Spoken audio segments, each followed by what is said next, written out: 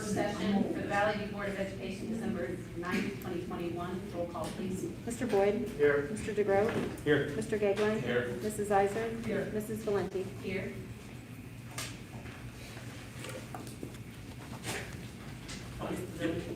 I'm sorry, Ms. DeVilly.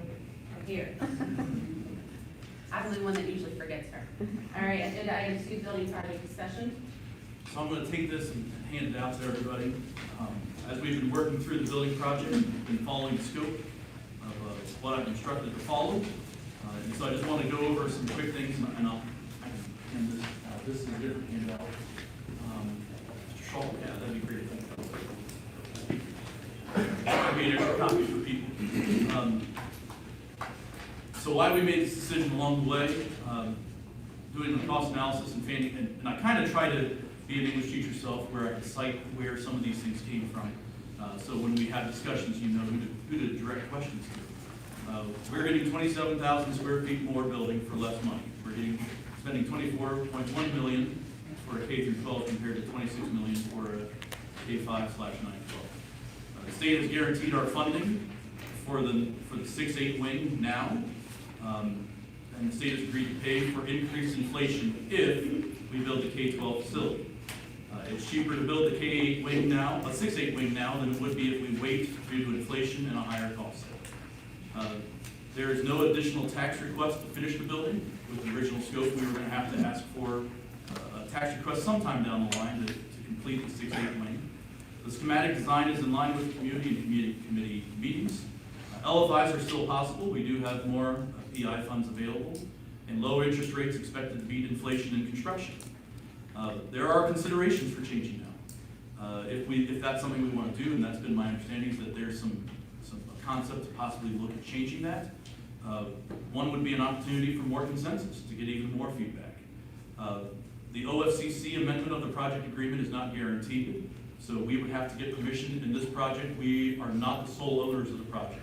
The state of Ohio is the co-owner of the project, and as such, the state of Ohio, the OFCC, would have to give permission as well, along with the state controlling board. Project delay, unclear when kids would get into a new facility, but it would most likely not be the fall of '24. Cost of delay, loss of state share, if we don't build a 6-8 wing, and inflation is not covered by the OFCC. Timeline on using local bond money that is already issued. We have to spend 85% by June of '24. And then it's unclear about funding for the 6-8 wing in the future. OFCC ability fund, the additional bond issue that we have to have, and the interest rate risk. So what we do, and I'm just going to have some quick introductions of some of the experts that we have with us in person and virtually today. I'll start with the people on my screen. Mr. McNeil is the planning consultant from OFCC. There's Mr. McNeil in the bottom left for us. He is the planning consultant at OFCC. He is who we worked with. Some of the board may remember that name a few months ago. He was the one that got us up to when we really started moving forward with the building project. Mr. Meads is not on camera, and that's fine, but he is the project consultant now as we go through the building project with OFCC. He's in the middle there.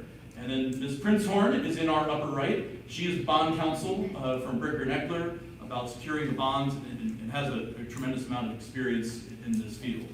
Here in person, we have Steve Wilsinski from Fanning and Howie.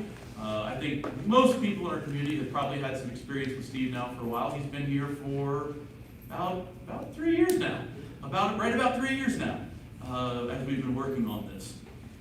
From Fanning and Howie as the architect firm. We've got Robbie and Bob from Conger to be able to answer construction questions that anybody might have. And we have Mr. Shaw here from Bradley Payne to help with some financial considerations and bond structure and things of that nature. So I wanted to make sure we had experts here to answer people's questions that we have. I think these are serious questions. This is an important day for our community, but I want to make certain that we have the facts out there, and I thought it was the most important to have the experts to be able to answer the facts, not just me repeating the facts from the experts. I thought it was important that we actually heard from the people that we listened to for this. So with no further ado, and if you don't know who to ask for the question, you can ask me, and I think I can probably guess which person is the best here to be able to answer that question. But really fast, the people that are online, Mr. McNeil and Mr. Prince, since I can see you on the screen, can you hear me okay? You can hear everything okay? Thumbs up? Okay. All right. So with no further ado, anybody have questions? I have a question for you, Mr. Richards. Your introduction paragraph there. In 2019, I know Steve was in the committee, the facility committee, and we had discussed, or we had recommended that we have an intermediate building with the old high school. And when we left that meeting in 2019, that was the decision we made to use the old high school for the intermediate. So I guess that's what your explanation here is. Moving the intermediate to the campus is basically going for the same price? Is that what you're saying? Mr. Wilsinski? Yeah, that was the 2019 community engagement. And then when we, several months had passed since then, and there was a opportunity, I guess there was discussion with OFCC about ELP, which is where you fund it yourself. That was the program that you were moving forward with.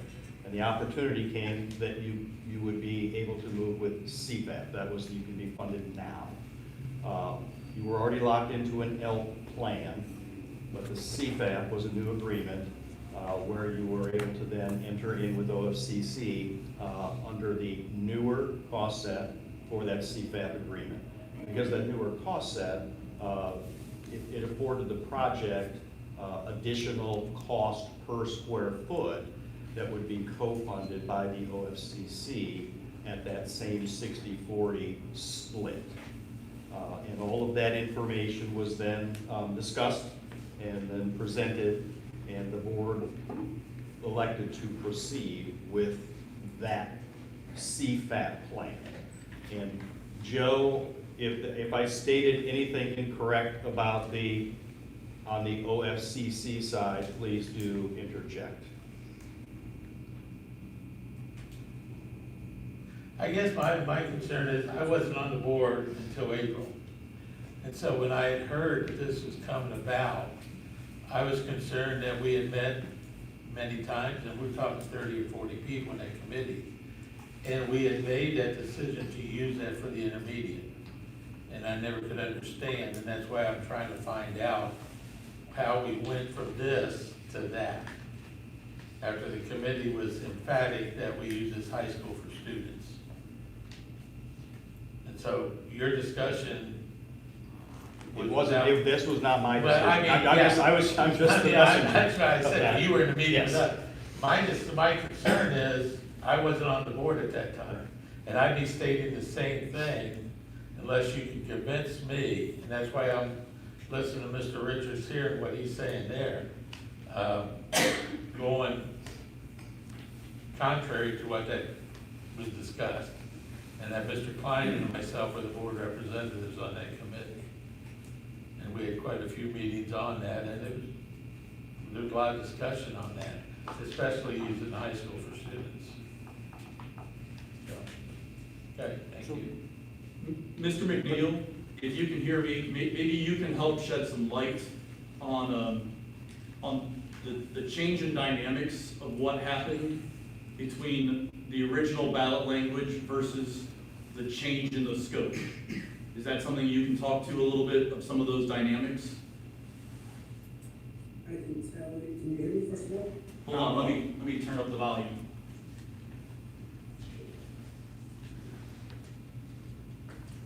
Can you hear me now? I think we can hear you now. Okay. As I understand the question, it was basically why was the choice made to go from a full K-12 model? Is that correct? Yes. So looking at the segment 1 and segment 2, basically the small segment was so small, it's like 27,000 squares, and also this second segment will not occur to maybe 8 or 10 years from now, that the total cost was going to be more for you guys. And so building the K-12 now was going to cost you less would also mean that your students would have less, less construction issues, and so it'll be done quicker. You wouldn't have to go back to your bond later, and it's basically a better deal for you guys. So in your first line on your paper, when you say the 27,000 square feet, more building for less, if we did not build the 6.8, our share was going to be 26 million. Is that correct? Is that accurate to say? But because we added the 6.8, our share went to 24.1 million? What would have happened is you were funded in the ELP program utilizing a 2019 cost set, which the OFCC would co-fund with the 2019 cost set. Moving into the 2020 cost set afforded about $40-some more per square foot that the OFCC would co-fund. So again, they would pay the 60% of the newer cost set. Now, if you had proceeded with the ELP project, you still would have had to build the building at actual cost. It's just that the state share would have locked at what they were committed to, and the local district would have had to cover the cost of just all the inflation to build the actual cost of the project. So when you look at that, you're just spending the money on that inflation, and ultimately you're building less building and spending a lot more money to do so. So with the 2019 cost set, we would have spent, building what we voted on, would have cost us 26 million.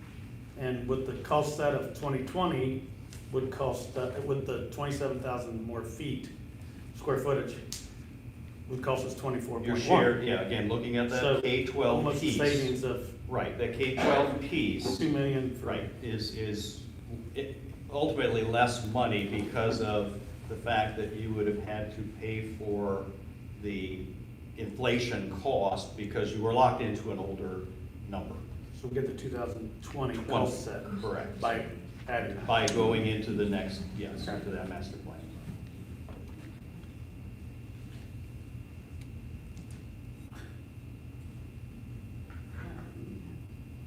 And then what was our portion that we had to come up with then? When we decided to go with the whole scope, the K-12, what did we have to then, from a local standpoint, that we didn't go back on the ballot, but we had to use some of our LFI to come up with our share, correct? Yeah, so you're asking what is the cost for the 6.8? Yes. First, okay. Steve, Yes, had you gone back, had you been in a situation where you were doing a segment 2 of the middle school, which was about 27,000 square feet, that would have then been a project that you're building some years in the future, at whatever that escalated cost is in the future. So I don't really know what that would be, but significantly more than it would be today. But what did we have, How much of the LFI? what did we have to come up with as our part, because that wasn't part of our Yeah. bond ballot language, so we then had to come up with our portion, is my question, and I don't know if Ms. Solver, if that's the question for you, of our LFI money, what did we have to take out of LFI to cover our local share, since we added that 6.8 portion? I did not bring that number with me, but that is all stuff that we reviewed last meeting. Oh, no, I know, I just wanna, Right. yeah, Yeah, so we talked about that discretionary LFI yes. portion, and so when we opted to go with the K-12, we knew that that would lower the LFI money available for Right, I other didn't know projects. if you had that number. I don't, but we can provide that. Mr. Gagline has it, I see it on his timeline. It's on this timeline? Mm-hmm.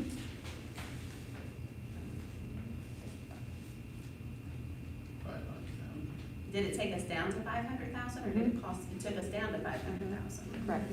But it didn't give us the amount of the actual the discretionary LFI that we spent.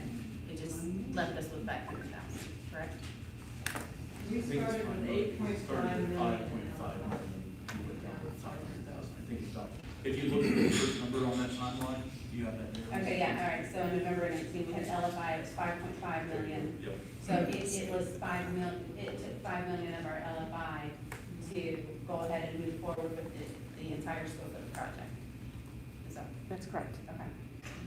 And I'm just Yeah. putting out there because we've gotten so many questions on it. And I just want to make sure that everybody has the information and knows what we know.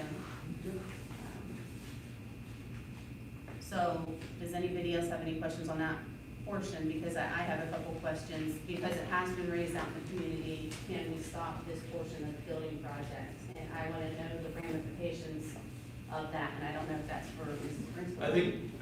I think there's a few components of that. Mr. McNeil, can you discuss the possibilities of changing the scope at this time? And then maybe Mrs. Prinzhorn, if you want to tag in after that? I will try. And right now, you have an agreement with the Ohio, a project agreement. And this is a new sort of, I don't really believe any districts have asked this before to actually change your project agreement to actually lower what we're trying to do just now. So if you want to send a request to segment your agreement just now, it's possible that your agreement can be terminated or it may be modified. I can't tell you what will happen. It's possible that your procurement may have to be done again, which means your architect and your contractor may have to be removed and procurement again. The OFCC will not pay for your architect's costs or for your contractor costs again, so you will need to pay for that. The OFCC shall not increase your state share, whether you're going to go just now or whether you're going to split up the agreement. So if you're going to split up the agreement, you'll end up having to pay for the segment all by yourselves. Mrs. Prinzhorn? You're muted, Mrs. Prinzhorn. Sure am. I would concur with what Joe just stated. In preparation for tonight's meeting, I spoke with Barbara Tay Smith, who's the CFO of the commission. If the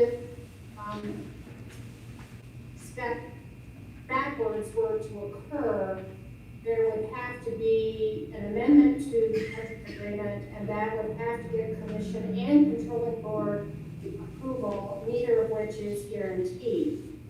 Any additional costs related to stepping back to a former iteration would have to be borne 100% by the district.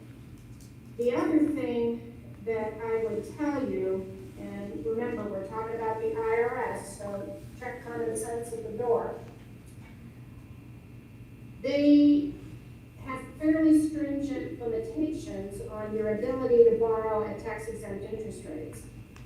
They want to know you have a real project, they want to know that you're going to spend the money, and this kind of change might jeopardize some of the status of your securities, your outstanding bonds as tax exempt. They do, in fairness, they do have a safety valve for unforeseen consequences. This would be a consequence that would be self-created, if you will. And you would perhaps run into a problem with spending what the IRS establishes as a threshold spending percentage is 85% of the money borrowed within 3 years of borrowing it. For Valley View, that means you would need to have spent $24,395,000 by June 23rd, 2024. I'm not a construction lawyer, I don't do what Joe does, but if you sort of unrung the bell, I'd have a hard time seeing how you would not be adding at least a year to trying to spend this money within the IRS timeframes. If you don't hit that timeframe, then you default into the hedge bond mode. And in order to not be a hedge bond, the district would have had to spend $2,870,000, 10% of what was borrowed by the end of year one, $8,610,000, 30% of what was borrowed by the end of year two, $17,220,000 by the end of year three, which is 60%, and then the same figure, $24,395,000 by the fifth year. So, I think it's important to know that there are implications under federal law as well as state law in terms of the process we're going through.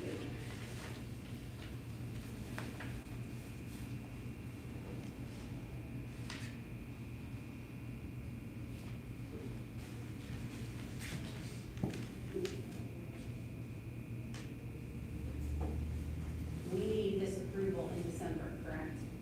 In order to maintain the timeline, in order to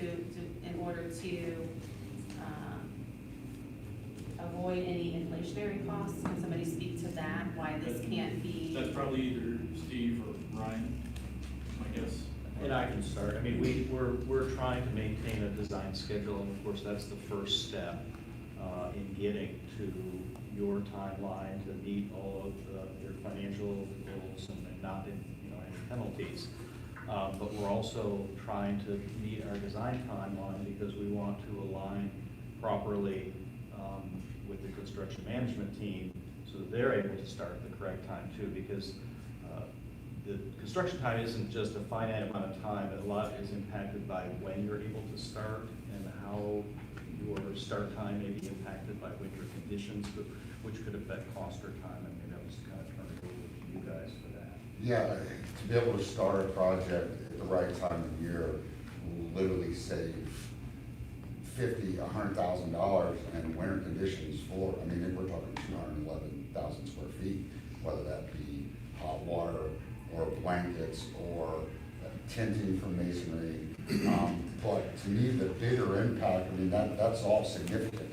The bigger impact would be if it delays the schedule and the start is the lock-in prices on materials.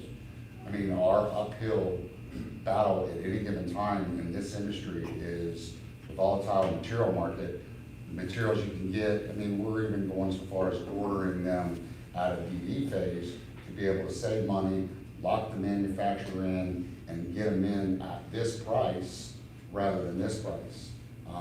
Just high example. I have another project, and get roof materials, and the Carlisle number ended up coming in $70,000 higher on a 6-month period. Well, nobody wants to spend that. We want to lock those prices in as quick as we can, hold them to those numbers, and then take our deliveries. Even if that means in the design phase, working with Fanning Howley, saying, okay, we've made it this far in design and we feel comfortable where we're going, let's lock these in now. Let's not wait until 100% contract documents and then realize we're gonna pay 20% more at that point. So the very soonest we can lock those in, those are your efficiencies, those are gonna save dollars. It's a real struggle. But that's why we're here to navigate that for you. So we have several people in this room now that are experts, obviously, in this field, whether it's with our bond council or our construction council, you all that design and build these things.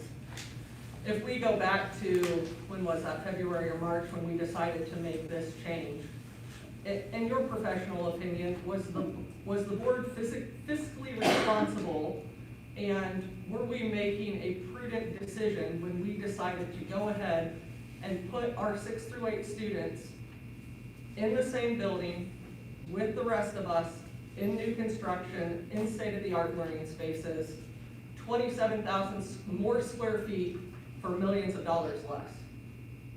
Or, I feel like I'm missing something here, because we went through this previous months ago. And we were brought this information to us that the OFCC is offering to pay this much of your project if you do it now, as opposed to you having to turn back and go to the voters years from now and ask them for more money.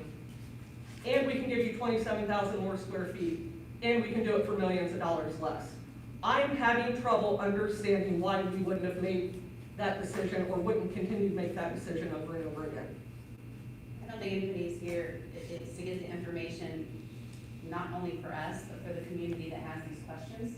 Well, and I appreciate the community asking the questions, but that's why I'm asking the question I'm asking, is to clarify, does anybody who's in this room that does this for a living feel like maybe we should have pumped our brakes a little bit on this? To me, The cost set difference between 19 and 20 made my mind up when we made that decision months ago. Like, we're getting classrooms for students for less money. We're still gonna use the school, it's not gonna be tore down. The students will be using this school. It's a no-brainer to me then, it's a no-brainer now, but, And I think that gives us options to add extras on in the future too. I mean, as time goes on, we have the building, we can add on this extra that we all want as a community as time goes on. and on the constructability side, just, swinging a hammer, putting the building together, the invasiveness of coming in and doing some things to this building to keep that grade level going while it's in, because that's what would have to happen, is negated by the fact that it's now captured in the new construction. It all happens at the same time. It's not invasive to your current building, so we're not inconveniencing or putting the students through a dirty, loud construction process. And I've done a lot of active campus projects where we do that. We've had to move school all the way to this side so that we could renovate this side. And it's painful, and they're willing to live through some pain to get where they gotta get. But to be able to have the new construction, be able to build that off, not interrupt your daily process, not interrupt their learning experience, and then be able to turn over the entire school at the end of the day, it's gotta be a healthier student mindset, and then you're on campus. That's just constructability, mine. No, thank you, I appreciate it. I have a question for Ms. Prince-Horn about litigation. We face litigation if we go back on this, is that a potential issue as well? If you are thrust into a situation where bonds become taxable, you would likely be sued by investors, bondholders who bought those obligations on a tax exempt basis. The other thing I would add, which hasn't really come up yet, and this is gonna sound kind of blunt, if you got the FCC money, I would eat it and run. Because we had a situation several years ago where a whole bunch of districts passed bond issues, too many districts passed their bond issues, and they were told, gee, we can't fund you now, even though they had entered a co-funded program and had passed their bond issue. If you've got the money in hand, I would take it. And I think that was brought up to us, that there was no guarantee that phase 2 would ever occur if we didn't do it now. That down the road, there's no guarantee that OFCC is around in a decade. There's no guarantee that don't we lose priority because we already completed an OFCC project? Do we lose priority on the list, or we move down on the list? Joe, can you talk about, Ms. McNeil, can you talk about that? Because we would no longer be lapsed we'd be They're no saying, longer be elapsed, and if you were to segment, you're not segment company, if you were to segment, then the second phase would be segment 2, yes. And so you have to wait until the second time you get offer. And I can't tell you how long that would take, but my best offer would be like 8 to 10 years before you get the second one. But I think the most important thing is that you're getting now $39 million from the Ohio, and that is actually all you're going to get from the OFCC. Whether you do a K-12 building, or whether you want to make 9 segments or whatever, all the money you're going to get from the OFCC is set now. Is that clear? Yes. Okay. If nobody up here has any more questions on this segment, I wanted to, if everybody's okay with that, ask our 3 new incoming board members, because in 20 days, this is basically your project. Do you guys have any questions for any of our? I had a question about the LFIs that you brought up earlier. Yes. I wasn't here at the time, so correct me if I'm wrong, but didn't originally the state, we believe the state was paying us slightly more, a higher percentage, and then, I think that's when we were in Elk, it was 62-38. Yeah. And then when we went back to CFAP, we went Yeah. 60-40. Yeah. And that Mr. was- McNeil, you had Yes, said you want to talk about that one? So ELK and CFAP have been around for a long time. The ELK program allows districts to go and raise their own money. And in CFAP, the program is planned, so basically you get an offer from Ohio, OFCC, then the district can go and raise their money later. And so the equity percentages for ELK means that you can use this the same year. But in CFAP, you have to use the previous equity list. And so when you move from ELK to CFAP, you have to go back and use the prior equity list. So that's where you went from 38 to 40%. so And we changed the programs. my only question was, I think I understand why everybody voted for that. Did everyone understand at that point that that meant basically all the LFI was gone? I can't remember the timeline of when we voted. Did we know that 62-30, I think we thought we were at 62-38, then we weren't, and so it was 1.3 million difference or something to that I effect. thought it was gonna affect the LFIs by like a little over $1 million. Didn't we increase a cost schedule also because of the pandemic, didn't, But the cost difference was, for the square footage, was offset by the difference between 19 and 20 costs that, like it was a wash between the two and made it a no-brainer for me. to answer your question, we did, and actually, Ms. Sauber informed us of that it would take us down in LFI, but we would have other options to leverage our PI fund, and, there's other things that has to do with, right now, if we tear down the buildings, and if we don't tear down the buildings, we could gain a couple $100,000 here and there. And I'll speak to, the one that gets talked about a lot is the intermediate building.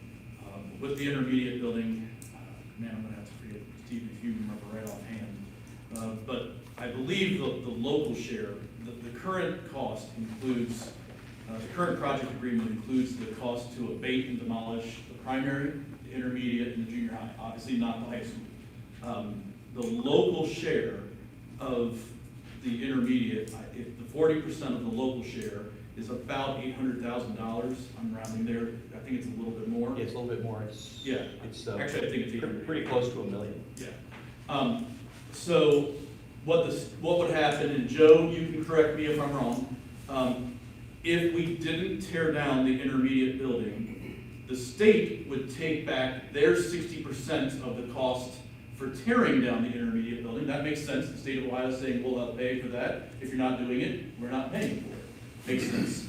But then the district would recapture that 40% to be used elsewhere. So in this case, it's between 800 and $1 million. So that's one of the reasons that I will still say I remain hopeful that we wouldn't have to tear down the building. In addition to the history and everything, it's a financial benefit to the district if we don't have to tear it down. So if we are able to avoid tearing down, just as an example, the intermediate, there is extra funds that we could use, and it would have to be used, and Mrs. Prince-Horn will correct me if I'm wrong, it would have to be used, those funds would have to be used in accordance with what the project scope that we went to the ballot language would permit us to do, which is fairly expansive, but we don't get to just sit there and take that money and put it into the general fund. It would have to be, yeah, it would have to be used for what the bond issue allows us to use. Could you put to LFI? Mrs. Prince, so the quick question, Mrs. Prince-Horn, it can be used for LFI. Yes, And was I correct in what I said? Since I have an expert on here, I hate to say it incorrect. yes, when you have put bond proceeds, they may only be used for the purpose for which they were issued, which is governed by the ballot law. And we do draft those in an expansive way because we realize that construction projects can ebb and flow in terms of what's needed for the local share, what's needed for LFI, what's needed for furniture and equipment, etc. I thought we talked about that also at We that did. meeting. That was at our, Between the offset of the 19 and 20 and not tearing down the buildings, it was gonna be a wash, and we were gonna gain 27,000 square feet. It was a no-brainer, like, is what. we're just getting the information out there. There's been a lot of talk out in the community, and that's the reason for this meeting, was to get this information out, so everybody has the information that you had to make it a no-brainer for you, and hopefully it would be a no-brainer for the people listening. And to hear, for people to hear directly, I think there's some merit in people hearing directly from the experts instead of the messenger.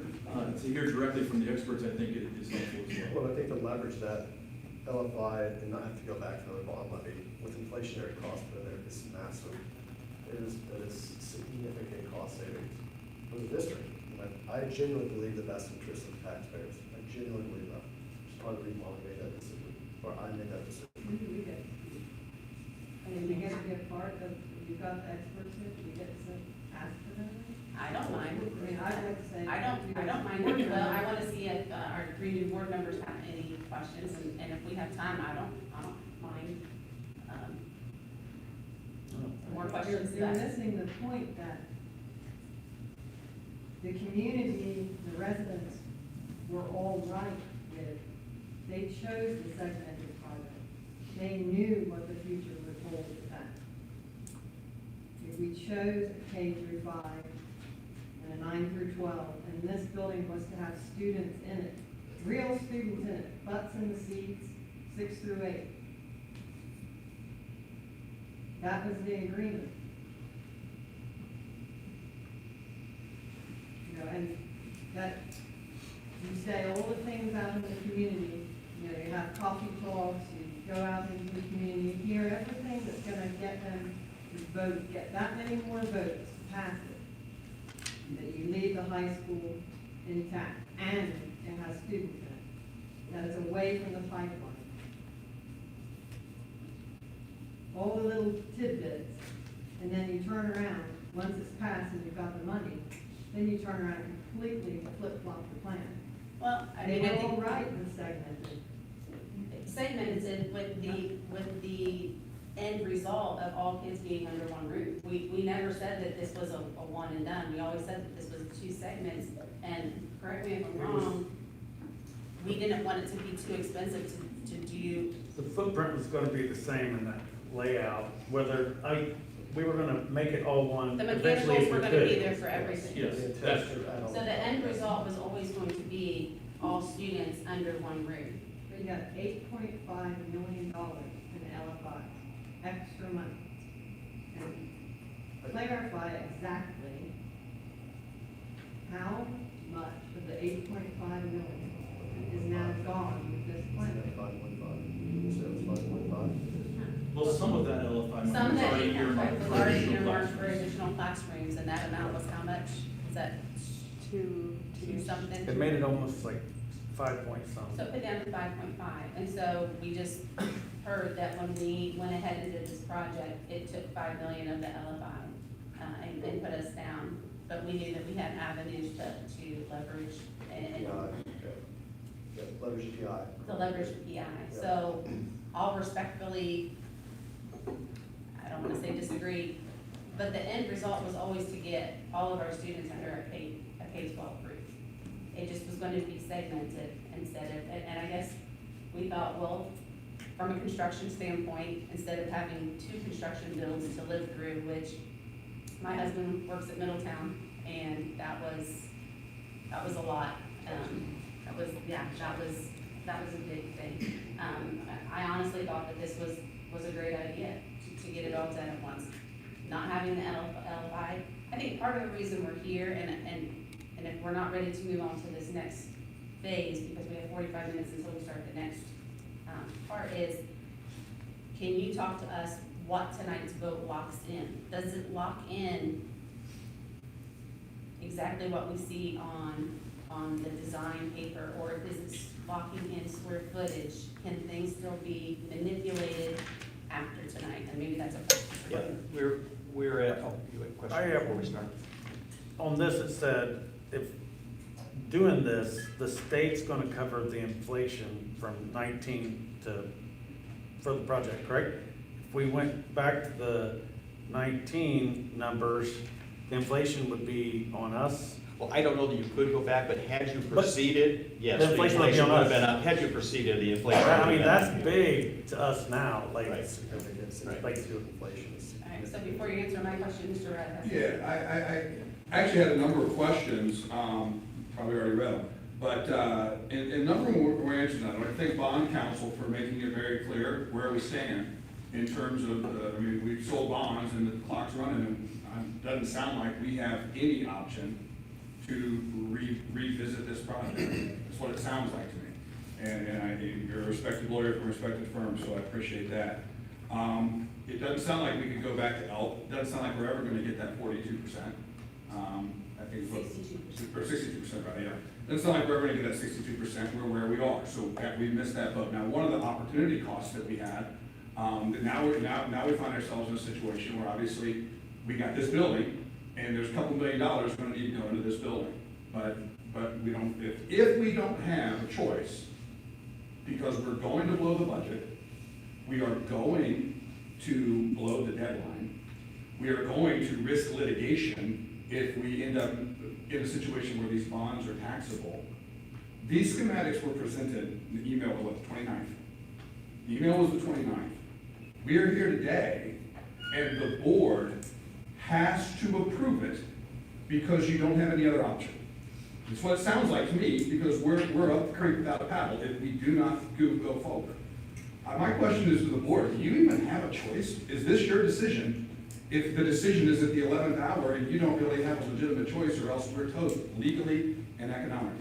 Well, from what we heard, no, it doesn't sound like we had a choice.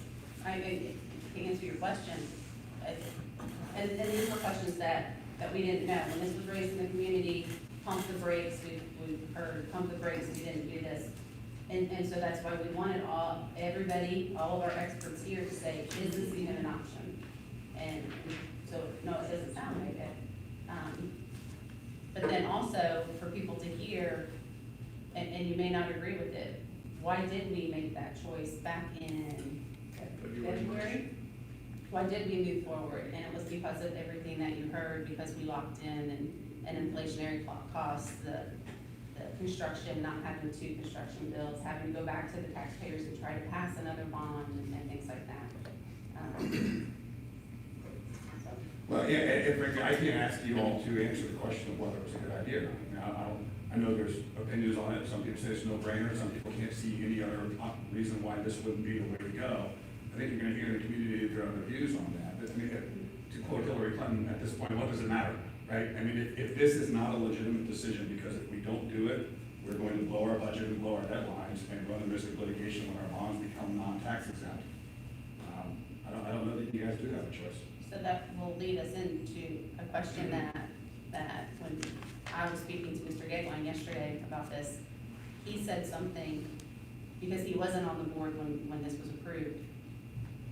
And this could be totally out there. Is there a way that we still build the 6-8 wing?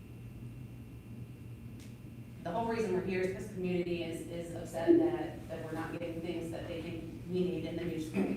And I don't know what procedure broke down, why everybody wasn't put on the same page until the 11th hour. Can we still build the 6-8 building, but put our 6-8 students in here and use that 27,000 square footage to get some of the amenities that we're hearing that the community may want at the new facility? Joe, did you hear that? You probably have never heard that before. Joe, did you hear that question? Only a valley I did hear that question. Okay. Is that a final one for you to take? Ben, basically, on the master plan, there should be any education located in your in the school. So basically, if you're abandoning school, because you should not have any educational things going on inside that school. What you do after the OFCC, that's okay, but just now asking me, you should not have students in that building if you're abandoning. Can I ask a follow-up to that? Does that include PK? Can you give me just a quick second? I think I want to have a follow-up for hers. OFCC does not Give me just a house quick. PK. So, Does not co-fund PK. so, Mr. McNeil, I think the question is, Ms. Valenti, correct me if I'm wrong. Can we take that 27,000 square feet and use it for other purposes other than other than academic purposes? Is that your question? Whatever we feel is a short, if it's a training room, if it's a wrestling room, what? The question is, can we go into a project and design, take the grades 6 through 8 and use them for intended purposes other than academic, for an athletic training room, for wrestling rooms? Can we take that square footage? I think is that your question? That's my question. Okay, I just wanted to clarify. Mr. McNeil? So as I understand it, are you asking me, is it okay for the OFCC to build a school and then you want to change, if you want to build a, we can only build schools for K-12 students, and so you're looking to do something else with it? I don't understand. Once we've built the school, after we've built the school, what you do with it is up to you guys. But you need to have students in, and so I think she's talking about the design phase, Mr. McNeil. Can we design it? Can we design it with other intents in mind? no. You need To be used for- high school to be design used for- for the K-12 population that we have included in the master plan. I think, Mr. McNeil, I think we might have some, obviously, in a school, athletics and the arts are, I would argue pretty strongly, are very much the same part of education as academics. But I think, however, but from the OFCC, you guys are fixated on the academic portion. The sizes for all the arts, music, athletics are set within your high school design manual. As I understand the question, is you're asking if you can do something else out of the OSDM. I guess I'm asking in the 6th grade classrooms, there's 6 classrooms that OFCC will co-fund.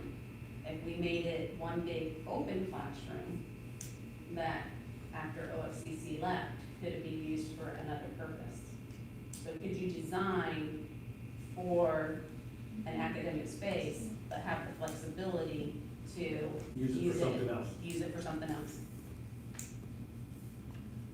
Mr. McNeil, do you get that question? Ben, what happens after the OFCC closes out this contract, then that's up to you guys. But in a design phase, can you? I think I know where you're, in the design phase, the question is, If you had 4 rooms that were 20 by 20, instead of having 4 rooms that were 20 by 20, knock all the walls out and have one Put big, any walls. yeah. don't have any walls, and then it could be Can I used. answer this question from Mr. Farr? No. You need to follow the Ohio School Design Manual, period, or it's not co-funded, and you have to build, if it calls for classrooms, there need to be classrooms. Right. Yeah, and what we have to do is, within that 27,000 square feet, we have to accommodate spaces that are in the Ohio School Design Manual that serve those students in grades 6 through 8. And so that specifically, those are specific spaces for that. So in other words, if, again, as Joe said, if afterwards you used an 8th grade classroom for something else, that's a choice, but it's built as an 8th grade classroom. It's built as special ed space. It's built as all the spaces that will accommodate all of the needs for grades 6 through 8 within that area. Does that answer your question, Mrs. Valencia? It does. Yeah, I'm just checking all options to Yeah. see if you can do an open concept back from the, was it the 70s or it was, so are there any more questions before we continue this other question? Go ahead. I was just asking, I couldn't understand correctly about the borrowing against the PI fund that was at the last meeting. I listened on Wednesday. Mr. Scholl? And what would we do with this building? How would we maintain any other buildings? Mr. Scholl, you want to go first? So, well, with the PI fund that's in place, you are gonna have some room to consider whether or not you need all of those maintenance dollars. Given that all the buildings will be new, most of them under warranty, there'll be some options on how you use that PI money. Not that you're gonna spend it all, because you will want the maintenance for the future, likely. How But- much would you spend? I mean, how much would that be? So it depends on the board's debt tolerance and how much they're interested in borrowing and those kinds of things against that fund. So if you want to borrow up to half of what's there, we've calculated out, different options, $8 million here or $6 million there, depending on what the board wants to save for maintenance down the road. Would there be interest involved as well? I mean, Yes, but right now, as you're probably aware, interest is really, really low. So it's something that the next board will have to consider, or you'll consider as you do as you talk about the LFIs. And OFCC requires that we set aside a certain amount for maintenance costs. Was it $140,000 a year? Yes. So that is in addition to PI. Yes. Yeah. And then, Mr. Lays, I think you had a question. Yes. I guess along that line, we are gonna have this whole building to take care of. So, that's something that's got to be considered. And now, I have slightly forgotten what my previous question was. Well, We kind of changed it. That's okay. We have a question now. No, so I guess the question was, we've been told, or part of our LFI money got spent on the 6 through 8. The rest of it went to extra classroom space because we're concerned about having an influx of students to the district after the new building goes up. I'm confused why we're having the debate over making this classroom space into something else. We have this whole building that we are gonna have to pay to maintain for eternity. Why don't we have enough space in this building to do whatever these extra things are? And I'm not on social media, I haven't seen all this stuff going on in the last couple of weeks. We have this whole building, we have a gym, we have a cafeteria, we have shops, we have all these other rooms. Why are we trying to manipulate what is supposed to be our classroom space in a new building? Because concerns were brought up that, and I'll use Mr. Miller's here, the wrestlers, they wanted to be part of the new build. It was always discussed that the wrestling was gonna be down in this building. Unfortunately, that was never shared with Mr. Miller until this month, and so, and Mr. Miller, I don't know if you wanna speak to that? Yeah, I mean, my biggest thing, and I don't know how much you go into, but I mean, there's a lot of concerns. I mean, when I came to Valley View in '95 from the University of Dayton, it was 5 wrestlers on the team. We went to build a program in Valley View. It was awesome. They got me into the building to teach, so I got to know the kids. Then they changed the choir room into a wrestling room. Because one thing, wrestlers are weird people. One thing for wrestlers that means a lot to them is walking into that hot, sweaty room where other people go, oh, you're an idiot, why would you go in there? And they take pride in the fact of a combative sport. And having that room where you can paint the walls and put their names up. And we've had a very successful program. We started the Valley Invitational in '97. And with this new building and the square footage, the new locker rooms have one shower and one toilet. I can't bring in 14 teams for the Valley Invitational. We just brought in 20 junior high teams into this gym, and it went wonderfully.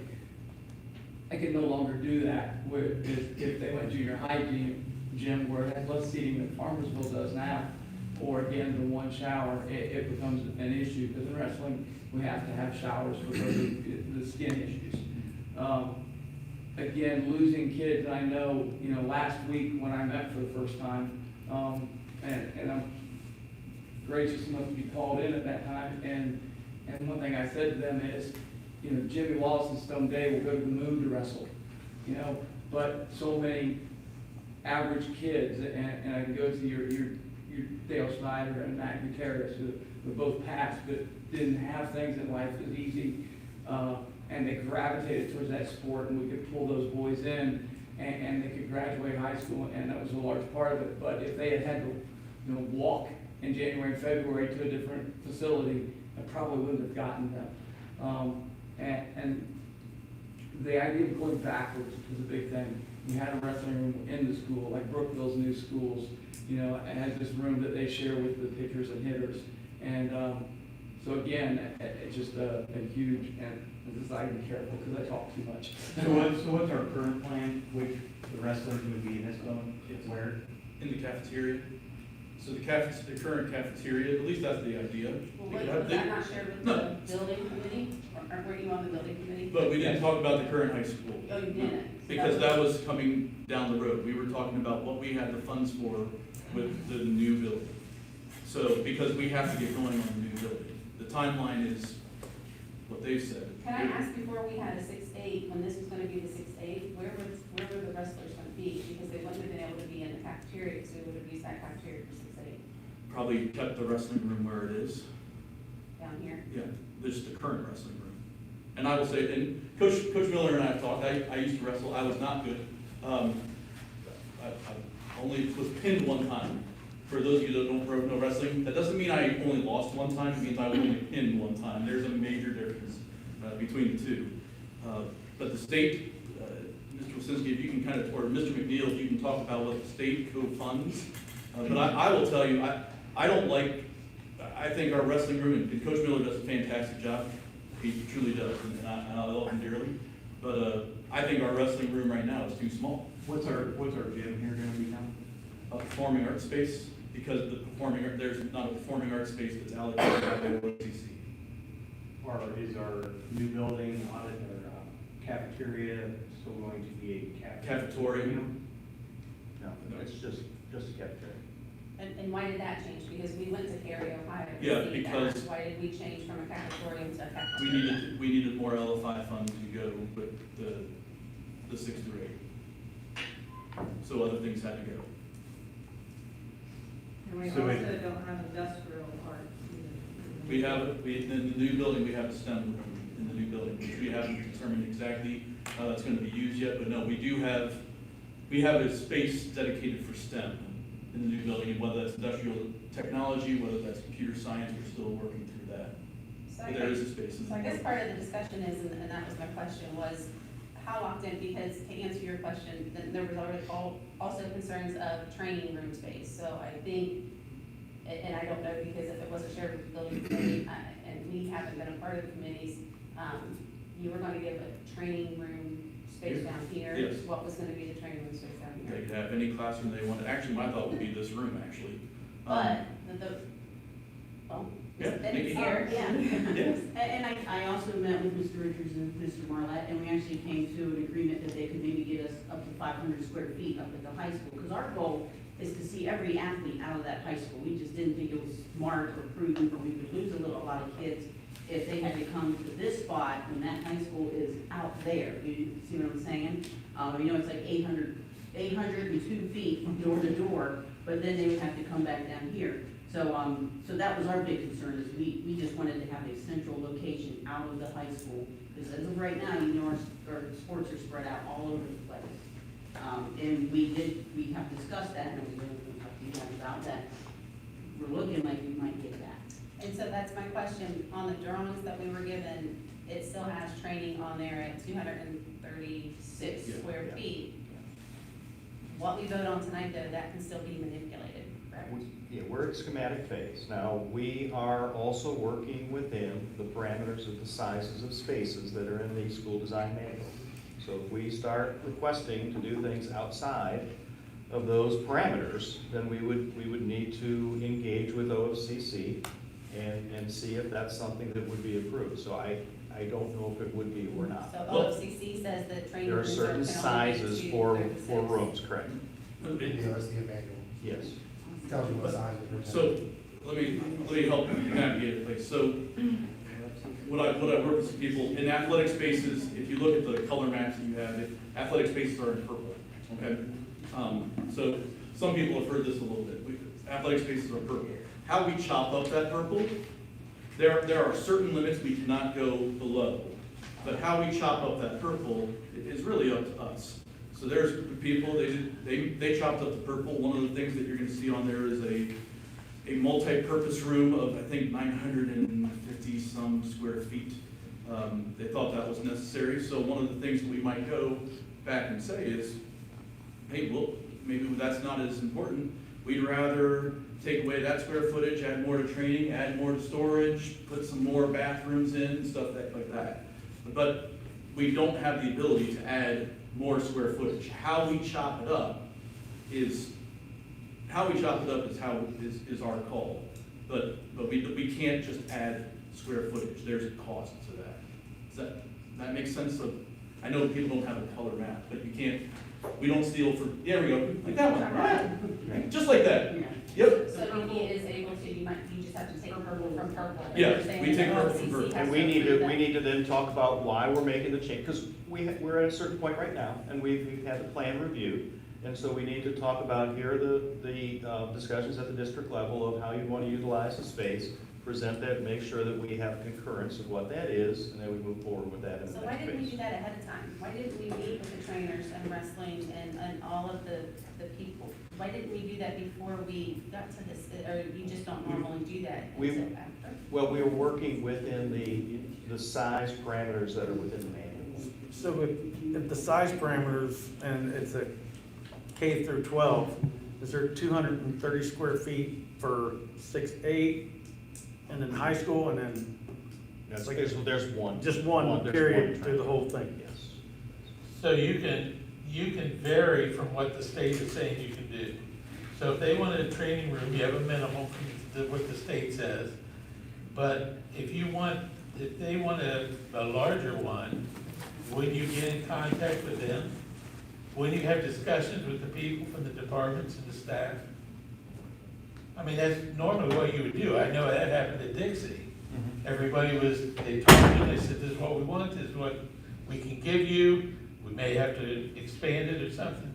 So it sounds like there is no communications from what they need and what is on this. Is this final, or is this? That's our schematic, that's where we are in schematics. So you're saying now that this can change? The training room can be bigger, the possibilities, I don't know about Bill Miller and his. Yeah, we do know, we absolutely know, sorry. So, I didn't want to tell you, Bill. But I guess my problem is, and I think what Mrs. Valenti said, why wasn't this done last year? When you talk to people about their rooms, the science rooms, what do they want? Storage, what do they want? Lab and everything else. We did have meetings. But it sounds like everybody wasn't brought to speed on what they need. I mean, obviously, Nikki there knows what is needed in the training room. And what the state says is one thing, What is actual is a different thing. So I guess, I don't know who dropped the ball from that standpoint, but it sounds like there was lack of communications. And I'm not saying you, I'm not saying Mr. Richard, somebody did communicate with the people who are actively involved in it. And then you wouldn't be in that situation. Now, you're saying that you can't adjust like walls, you can't add stuff on, which is fine, but are they gonna be in the discussion again? I want to say one thing, like, the Gilberts were all on top of this OFCC square footage thing, and every time they would bring something up, they got crucified about the sizes of rooms and stuff, because the OFCC only gives the money that, according to the square foot to that school, correct? So if you want a bigger gym, it's gotta come out of your own pocket. If it says you need this size gym, that's all they're gonna pay for. Yeah, it's L5, it's on top of I guess the question though is, But this has Why been going on didn't for a we- long time, like, people should. why didn't we do this, it seems like we're doing it a little bit in reverse. If trainers, were the trainers put in a meeting? You said that meetings happened, did we meet with the trainers? Did we meet with all of the coaches? No. And so do you typically do that in a building project before the schematic phase? In the schematic phase, sometimes we do, and sometimes we meet with representatives of every area of the building, but not necessarily every person. And I guess maybe that's where the breakdown was, is that if you would have met with Nikki ahead of time, she would have said, hey, 236 is not gonna work for us. That was the, when you said. And it just seems like we're doing double work now that could have been taken care of had we conducted those meetings, and there's nothing that we can do about it now. But you're saying that we can We can revisit some adjustments that OFCC will have to We just reapprove. need Will to that make slow sure that down- we're all in agreement. of Will that how slow to down the move forward. timeline? We'll make it happen. Will that affect the budget? No. We're still the same square footage. Yeah. So Mr. Melinka, when I talked to the coaches, to your point, there's some truth to that.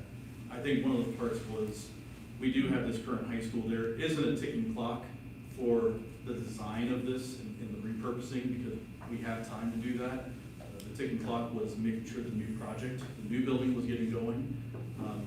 And there's some, I think, some assumptions, we all know what happens when you assume. I think there was assumption that, here we got, I don't know, I'm gonna guess this is about, you might help square footage of this room. I'm gonna guess it's about 1,000, probably more. 1,200, yeah. Okay, and so the thought was, okay, well, we can give athletic training a whole bunch of square footage. And so we're gonna take care of that, and so the focus was on making sure with the new building, the academics and the people that would be using it on a regular basis. So you're right, Mrs. Lindsay, I think looking back upon it, Monday morning quarterback, absolutely, you're absolutely right. I don't dispute that at all. So looking back on it, yeah, wish we could go back and do it differently. And I committed to my coaches, I committed to Nikki that moving forward, from this point forward, we will do that for what we can do. And we will get going on the redesign for this portion, this building, a little faster now. Even though there's not an immediate push for that, we're gonna get going on this portion faster now. Just like we brought in the experts today, I think I agree with you. We should have met with the people who are the experts and what the students need. We can sit here and guess and assume, and it's come back, I think, soon. And thankfully, it won't mess up our timeline, and you're saying it won't mess up our budget, but I think if we're mindful moving forward, we are running out of time. I want to give people a little bit of a break before we start our 6 o'clock meeting. One big glaring change here, the whole way through this process, we were talking cafeteria, in the new building. That's what we talked the whole way through. We were gonna have an extra gym here. I don't know if it was gonna be wrestling, I don't know what it was gonna be for. But where did that change? And what is the difference between cafeteria in the new building? What's the difference between a cafeteria and going to some sort of reasonable cafeteria? And we looked at them on our school tours of other new facilities versus taking our existing gym and turning it into some sort of auditorium. I think it's about $800,000. And the problem is, we had to take from the LFI, because to do the other building, to do the 6A portion, we needed the funds to do that. So we had to give up certain other LFIs that we had allocated. Is that? Yeah. So what's the new building, to go from a cafeteria to some sort of cafeteria, a rough number? Right around 800,000. 800,000. You're telling me it's not gonna cost 800,000 to turn this gym into an auditorium? Well, you earmarked 2.5 million in renovations of this building. So, yes, and it won't take that much to do that.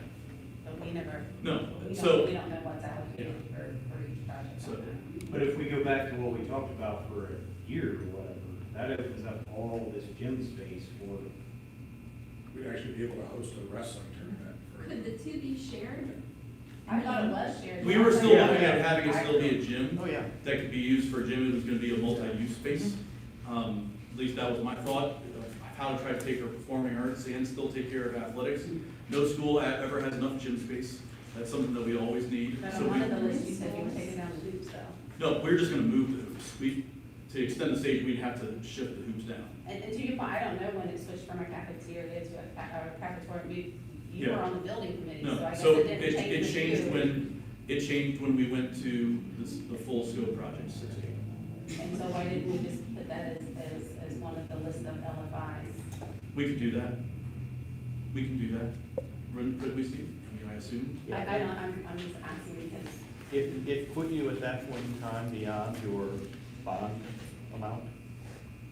That put it beyond what your bond level was at that point in time.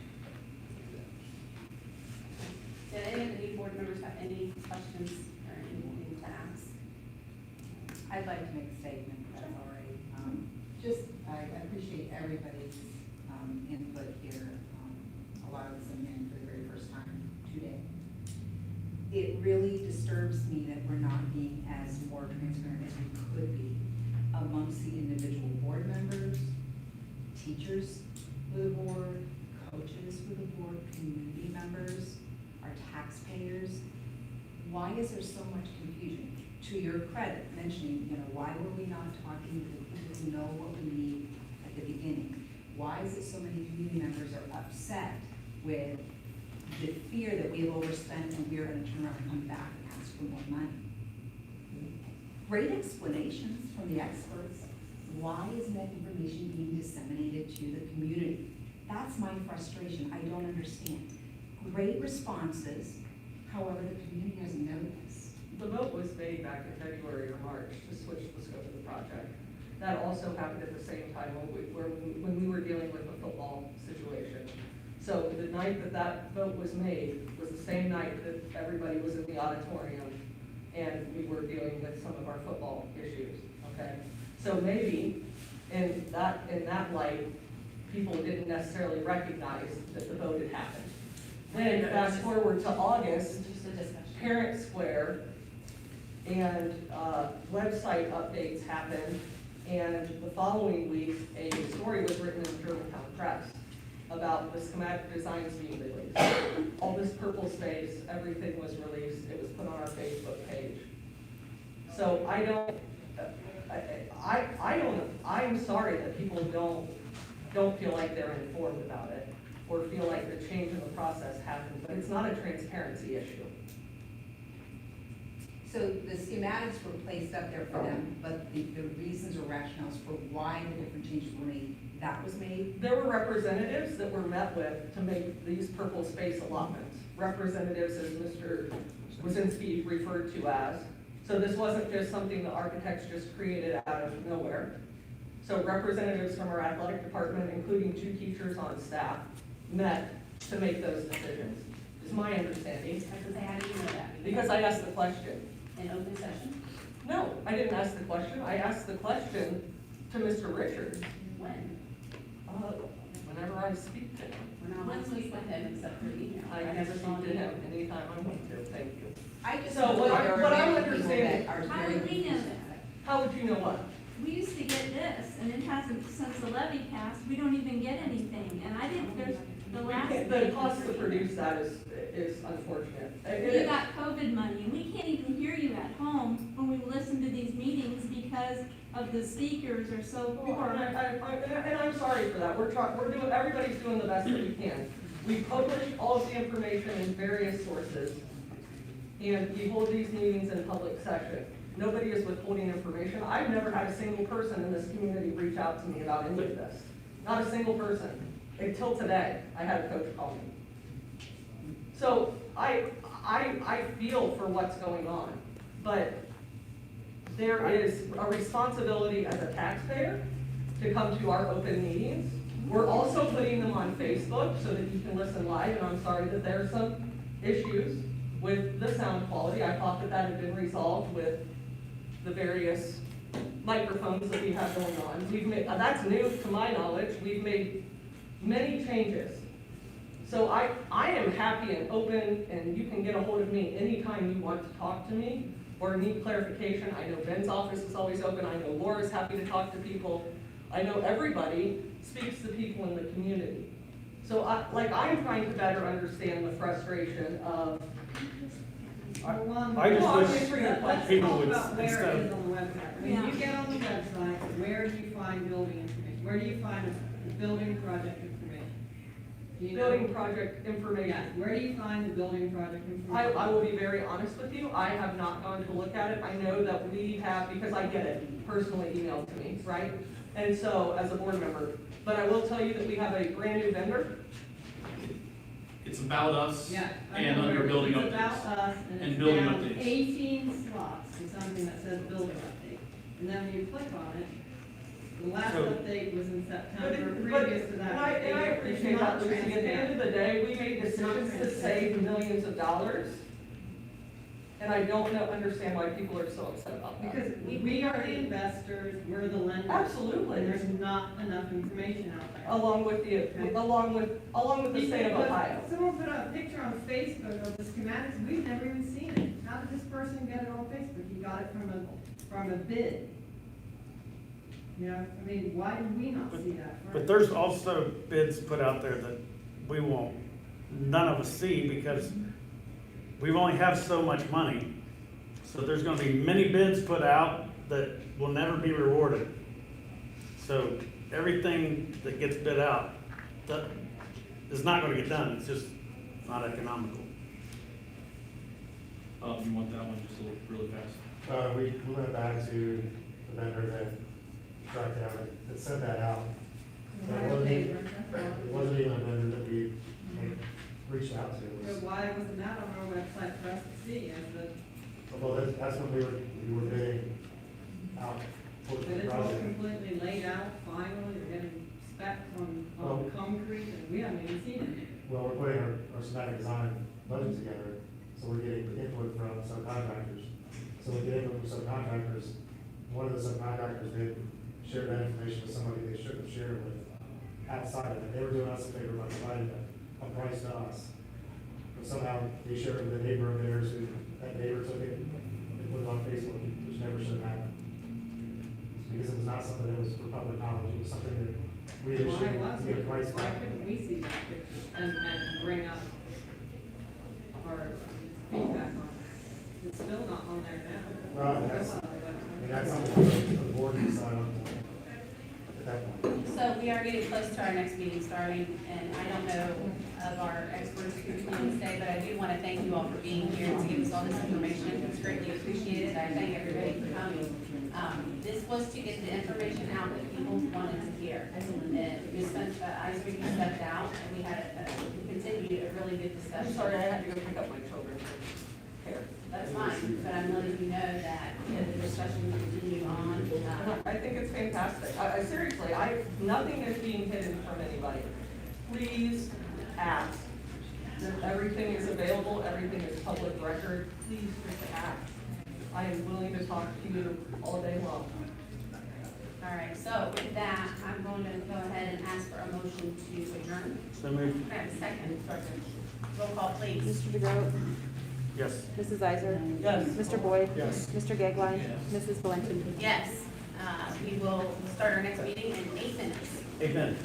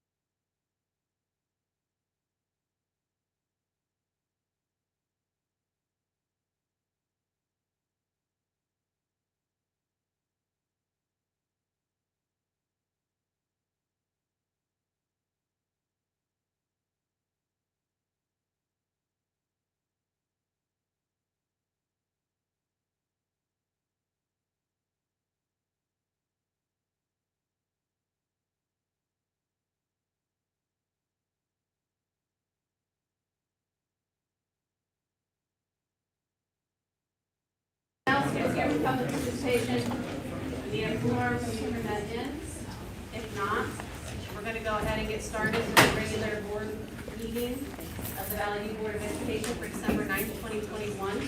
This meeting is a meeting of the Board of Education in public for the purpose of conducting the school district's business and is not to be considered a public community meeting. There is a time for public participation during the meeting as indicated in agenda item 3. Roll call, please. Mr. Boyd? Here. Mr. DeGroat? Here. Mr. Gagline? Here. Mrs. Iser? Here. Mrs. Valenti? Here. And Mr. Billy. And Ms. DeVille? I'm so sorry. Mr. Cradlebaugh is coming from a bowling match. He may come later. Agenda item 2, Pledge of Allegiance. I pledge allegiance to the flag of the United States of America and to the republic for which it stands, one nation, under God, indivisible, with liberty and justice for all. Agenda item 3, we have visitors and communications. Letter A, recognized retiree, important transportation director. This was a difficult one. They're always difficult. And I know we worked with first students, and my understanding is Mr. Wharton was here, transportation was Valley View. He was also, you're right there, was also a DARE officer, I believe, inside the district and stuff as well. Rick has earned getting to be able to retire, and we wish him nothing but the best. I don't know if people understand what it takes to be a transportation director. It's really difficult. I will share with some of you my favorite Rick stories from my first year. He called me up and, yes, we drove on Wednesday, and I know some staff and students were a little disappointed that we didn't have a snow day or a 2-hour delay, but it wasn't as bad as what they said it was going to be. But my first year here, I called up Rick, and he said, "So boss, what do you think? Are we going to have school?" I'm like, "Yeah, I'm driving around. I think the roads are fine." And he goes, "Ben, where are you?" I said, "Well, I'm on Butter Street." He goes, "Well, you need to keep coming west." And so I drove a little bit, and he called. He said, "What do you think now?" I said, "All right, well, maybe we're looking at a 2-hour delay." He said, "Where are you?" I said, "Well, I'm on Astoria." He said, "Keep driving west." So I started driving, and a little bit later, he called up, and he said, "What do you think?" I said, "Yeah, we're closed today." He said, "Where are you?" I said, "I'm on Boomershine, and pretty much close to being in a ditch." He goes, "Well, I was wondering how long it was going to take you to realize that you were closed." Rick does so many things, and being a bus driver is a really thankless job. It's a difficult job. He's got to do all the routing and everything that comes with that. Rick is a valued member of our team. I'm sick to death that he's retiring, but if anybody deserves it, Rick, congratulations to you.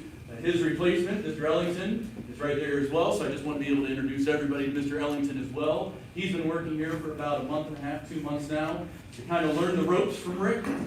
We are short other staff, so I think Rick has been actually filling in as the dispatcher right now. So going back to some of his roots and such. So I just wanted to be able to take a moment in front of the board, in front of everybody, to really thank Rick for his service. And Rick, thank you so much. And if you want to make any comments, man, it's all you.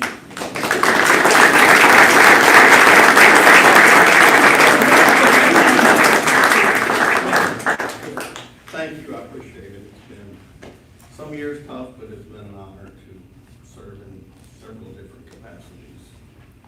32 years combined. Thank you. Thank you.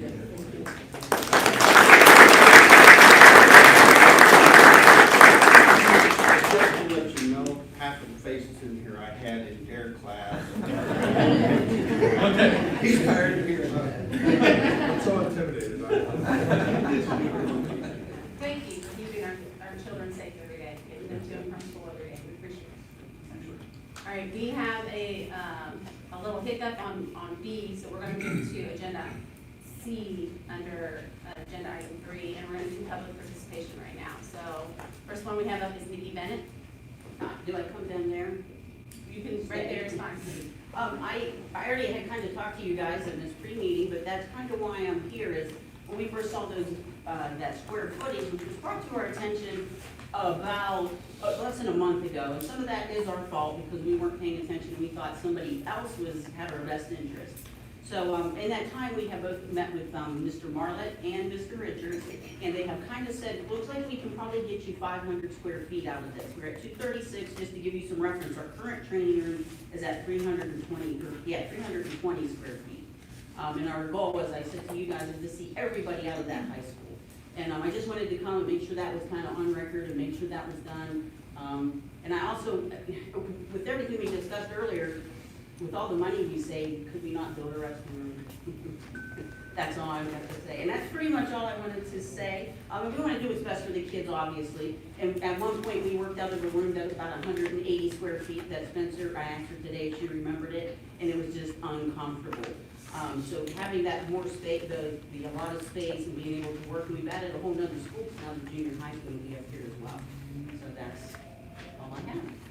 And I appreciate you speaking up for the benefit of the students, right? And doing what's best for them. And I think our design team here appreciates it as well. And unless our numbers were off, like 236 said you can have 3 people in the room, 2 to 3. Well, we're gonna have 2 athletic trainers probably. We really can't fit anybody else in that room other than us. Thank you. Lisa Gilbert. Yes, I have a few comments. First is on the acreage. We originally had 197 acres with the sportsville land. With the swap that went with that, we're at 140, which puts us at 109 right here. 109 right here in this spot. And originally, off the website during the campaign time, when that swap happened, west of school, currently here in the high school, so west of the baseball and softball field, was proposed new building site. Okay, that's fine. The concern, what point and why did we shove it all the way over on the south side, right against the pipeline, when we have 109 acres now? So purposely, we have a choice, we have options with all this acreage we have. Why are we putting it right against the pipeline when so much effort was made back 30 years ago for this high school to be protected, for these students to be protected, to say the building, for the students and staff to be protected? It's purposely. Someone's calling you.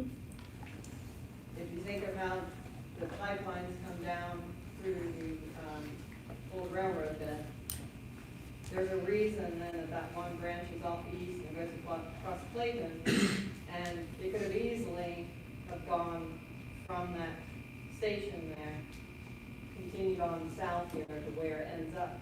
There's a reason it went, continued on the railroad bed, across Manning, made a wide berth, then across Farmersville Pike here to be beyond that 660-foot blast zone. Now we're purposely putting every student right against that. So I'd like to, I suppose it would be from a construction firm, now that we're a high consequence area, we're a class 3, 36-inch pipe, natural gas line, what have our dealings been with Enbridge for upgrades and integrity testing of that pipe now that we're going to be right up against it? Other point to make, the square footage change. So originally, I was on the facilities committee before that group of people got scrapped and replaced. What was appealing about the pre-K through 5, the 9 through 12, and then using the existing high school was that currently we have 271,043 square feet in our district of building space. That plan that was chosen and voted on and passed actually gave us 3,500 more square feet than we have now. By going to this change plan since the vote, going to a all-in-one K through 12, we're actually at 49,553 less square feet than we have now.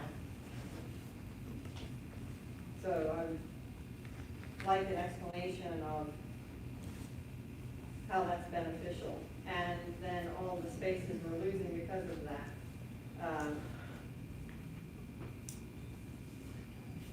also that building, that K through 12, am I right that it's only designed for 1,703 students?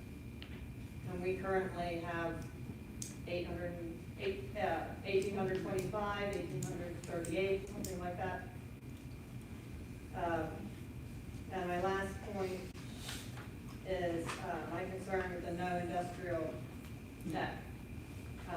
We'd gone through that in the community before where that got scrapped and got rid of, gave away, sold, I don't know, all of that woodworking and tech equipment. The community was in uproar about losing that department, and we had it come back. Now we're risking losing that again. And as a I'm very academically minded for my two boys in their time through the high school year, and I had already laid out my 8th graders' 4-year plan class-wise for here, and it absolutely included every single one of those industrial tech classes because that is where math is applied and put to use, real life, and you understand why you're doing it. That's math at work. It's hands-on. It's a break from sitting and doing your regular, whether it's Chromebook, textbook, regular classroom. 7 through 12 could benefit from that. Back in the day when we used to have it in the middle school, coming through Valley View here, we had shop in the middle school. And when my son was at Bishop Lively for junior high, they had STEM PM, and I was one of the chaperones for that. And we would go to all these amazing Dayton area businesses and see STEM use, real life. And one of the questions I would always take opportunity to ask is what these, very intelligent engineers and whatnot, what was the one class in high school that really, was beneficial? So many of them said drafting. Drafting was the one thing that got them to, choose the careers they did and how just practical it was for their career still today. So the idea of having, you brought up about it being a STEM room and all that, you're not going to be able to have all that equipment in there, welding and woodworking equipment in there with STEM science projects going on. And it's not realistic. You're going to walk all the way down here and use this. How are you going to fit that in the timeline of a schedule with bell changes and everything? So I don't know who is going to actually answer these.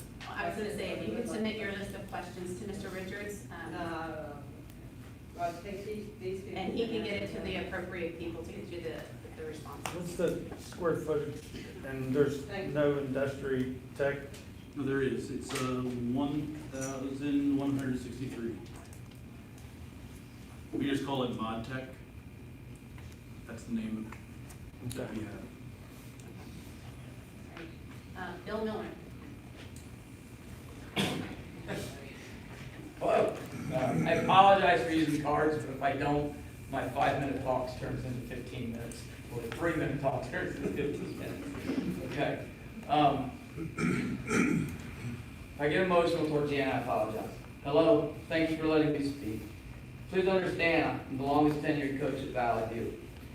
I was not brought into this until last week. I was brought in because a month ago I gave a letter, which many of you have, to the boosters, every administrator in the high school, all the board members, both new and old. And from both the board and boosters, I got the surprise reaction that no wrestling room, weight room, and a small training room were existing in the new plan for the high school. One new board member was kind enough to actually ask me if I could come and speak tonight, which I had planned on doing upon the new board coming in, but he thought tonight would be more prudent. And asked if any wrestlers would come show support, which, as you can see and have heard, they did. I said, absolutely, and I posted on social media. The reason I never gave other feedback is I don't think the coach needs to go a ton on social media, but just to ask support was my original post. 45 minutes later, I was notified of coming in for a meeting. So social media had some pull, and I think a lot of people got in touch. Since then, I've had 2 meetings. There seems to be a lot of passion that this is being done wrong. This project is being done wrong. There also seems to be an urgency to pass this before the board switches. It sure seems like a reason to take a closer look to me. Yes, wrestling is being overlooked, but we're not alone. In the locker rooms, 1 toilet, 1 shower. No longer will that valued invitational, since been there since '97, will exist. That junior high invitational that just had 20 teams will not exist. Our youth wrestling tournament will not exist. A smaller training room, but it sounds like there's some things changing on that. No weight room at the high school. Most new schools I go into, they do exist. The planning of renovations has not been done. Please don't lock in square footage now and tell us to figure it out. Don't give us this room and say, Nikki, get 100 feet from Steve Dixon. Steve Dixon get 100 feet from somebody else. We don't need people at odds, but whose space is more important. And I will be in that mix. The high school locker room, gym, training facilities. No, I already said that, sorry. But the community had voted for this levy if they knew sports were going to be housed by renovating a 50-year-old building. Mistakes have been made, and God bless people that have owned them, people that have stood up and said, hey, we should have brought more people into this mix, we should have done more of it, and I appreciate that. Please don't think I don't. But you fix those mistakes. You don't compound them. This is a part that get me a little emotional. Other than my mom, I lost this year, my dad, who adopted me. Sorry. My incredible daughter, who also teaches and coaches. The most meaningful relationship in my life has been valued. Yeah, I make people mad. Yeah, I have high expectations of my athletes. I love this town. My daughter grew up on these mats, spent her holidays running the hallways with the days, with Boz, David, at Dad's practices, and at his meets. She gets wrestling shirts to this day that say Miller's Kid. She actually claims me, which is not a lot do. Please don't sell out in this community. Find out first if something else can be done. Communication was admittedly bad, so allow the new board to investigate, which I know they did some today. Cards were before this. Investigate. If you are passing this motion because of political timing, please don't. This is about the Valley View Spartans. God bless both these small communities. They deserve the best schools possible. We know communication was bad. Don't make it worse. Since I have been at Valley View, I have had 7 superintendents, 6 principals, 7 athletic directors, countless board members. No offense, you won't be here in 10 years, but this community will. Please wait and do it right. How many square feet?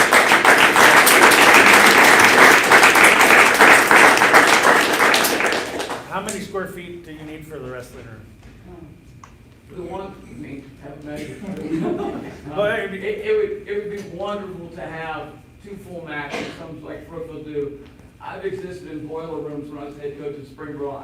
I could exist easily with a mat and a half. Right now, we're existing with 1 mat, and even that, if the kids can be included in the new project, but that also includes showers and situations like that. But I truly appreciate you considering that. So what's the square footage of 2 mats? Right now, I think we're at 940 something. You know, if we got to 1,200 even, you know, we would be looking at an upgrade. Now, the other consideration with that, obviously, is though my youth program with the Porters has become incredible. We have 60 kids strong. And another minor consideration, within 2 years, the state of Ohio is going to sanction girls wrestling. There's 1,100 in the registry today. Brian Nicola, who used to work under Ben up at Olentangy Orange and wrestled for me at UD, is wrestling in front of Ohio State, actually coming out with his girls team from Olentangy Orange. My hope would be that within 3 to 4 years at Valley View, we would have a girls team. People are like, no, you don't like girls wrestling. Well, that's not true. I don't like guys and girls wrestling. Girls having that sport it is absolutely an opportunity they deserve, because there's a lot of them that are in my youth program. And, so those are things, so I don't want to speak too quick on square footage, but the youth and junior high are important as well. And thank you again. All right, our last one is Tim Rudd. Well, good evening, everybody. A couple things that I wanted to say. And I do appreciate the folks that came in and answered questions. I know we had the OSCC that joined our Zoom call. We had a bond counsel from Bricker and Eckler. We have good people answering questions. And my biggest concern, and I've got a number, I'm going to list most of them. My biggest concern that I took away from this, and from what I heard tonight, that with regard to the bonds that we've already sold, we are already so far down the line that if we were to try to step back and change course, we run into the very real risk of those becoming non-tax exempt bonds, litigation from people who have bought those bonds as tax exempt bonds. So we bought ourselves a lawsuit if we try to adjust the schedule with the bonds. If we attempt to go back and revisit the K through 5, 9 through 12 position, it sounds as though, and board, correct me if I misunderstood this, but when we left the ELP plan and we went to a different plan, we left the state who was going to pay 62%, now they're down to 60. Somehow we're saving money, except for the fact that that we're depleting from $5.5 million our PI fund down to $500,000. Now, there was the question of why, not understanding why people aren't happy about this. Well, first of all, if you can't understand it, that's a problem. That shows that there's a lack of connection with the community. There's a lack of an understanding of what the priorities are. And I'm going to help you understand. To the extent that you don't, and I think some do, there's a difference between what can I afford over the long haul and what I can do in the short term. Because what you have to always consider, if you've taken a basic finance class, you know this, you always have to consider cash flow. And we've put ourselves in a position to where if we were to go back and try to do K through 5, 9 through 12, we're going to be in a bad spot in terms of our money flow. And we can't help ourselves now that we've messed ourselves out of $5 million of PI funds that we would have had. So we're going to have buses to address. We've got a decision to make in 2 years, whether we consider to continue to outsource our buses to First Student, or whether we try to reassemble our fleet. Now, buses, anything with a 5-year depreciation life or more is a permanent improvement. We would have that money to do that, except now that's not a choice. The board has put ourselves in a position to where we're not going to have to be able to make choices that we would have had before. So whether it would have been a great idea or a bad idea becomes irrelevant because we don't have that choice anymore. And from what I heard earlier, it is a now or never decision because we're toast if we don't go forward with this plan economically, right? Except we're toast if we do go forward with this plan economically because we don't have the money to do all the things up at the new school. At the last meeting, there was the laundry list. There's tennis courts. There's, we could do a soccer stadium. And I keep hearing, and when I talk to coaches, and I do talk to coaches because I care what they think, when I talk to people, I hear that there were insinuations, and we could do this, and we could do this, which is why I'm concerned when I hear the training staff say that I promised that we might do this. Well, promise that you might doesn't mean anything to me, right? A promise to maybe do something is a promise to do nothing. And I feel as though our coaches were sold a bill of goods and kept out of the conversation. At some point, there has to be engagement and accountability. I heard last meeting that that as the building committee would meet over time, there were times when there were more presenters than there were building committee members. Well, guess what? That's not a fact to just, hey, that's weird, and move on. No, that's a crisis. That's where the person who forms the committee has to say this committee is not serving its purpose. That's where the board that holds accountable the people that are responsible for that committee have to say, how's the committee doing? What do you mean people aren't coming? We need to fix this committee, otherwise we're not going to have the input. And from what we were told tonight, and this wasn't the board telling this wasn't Mr. Richards, this was the people who are at the state and our council, told us that what you're calling a vote tonight is really the illusion of a choice. You were divested of a real choice months ago and didn't even know it. That's a problem. I don't know what you do about that. And so my concern is that at some point, the new board's gonna step in. We're going to go into our new buildings making do. That's not what was sold in this community. The community was sold, you're gonna have new buildings. It's gonna be K through 5, 9 through 12. We'll worry about the 6 through 8 later, when we have the money to worry about it, when the time is right. And instead, we have hamstrung ourselves in terms of our money. We don't have the money to do tennis courts. We don't have the money to do an extra driveway out to Manning. We don't have the money for a track stadium.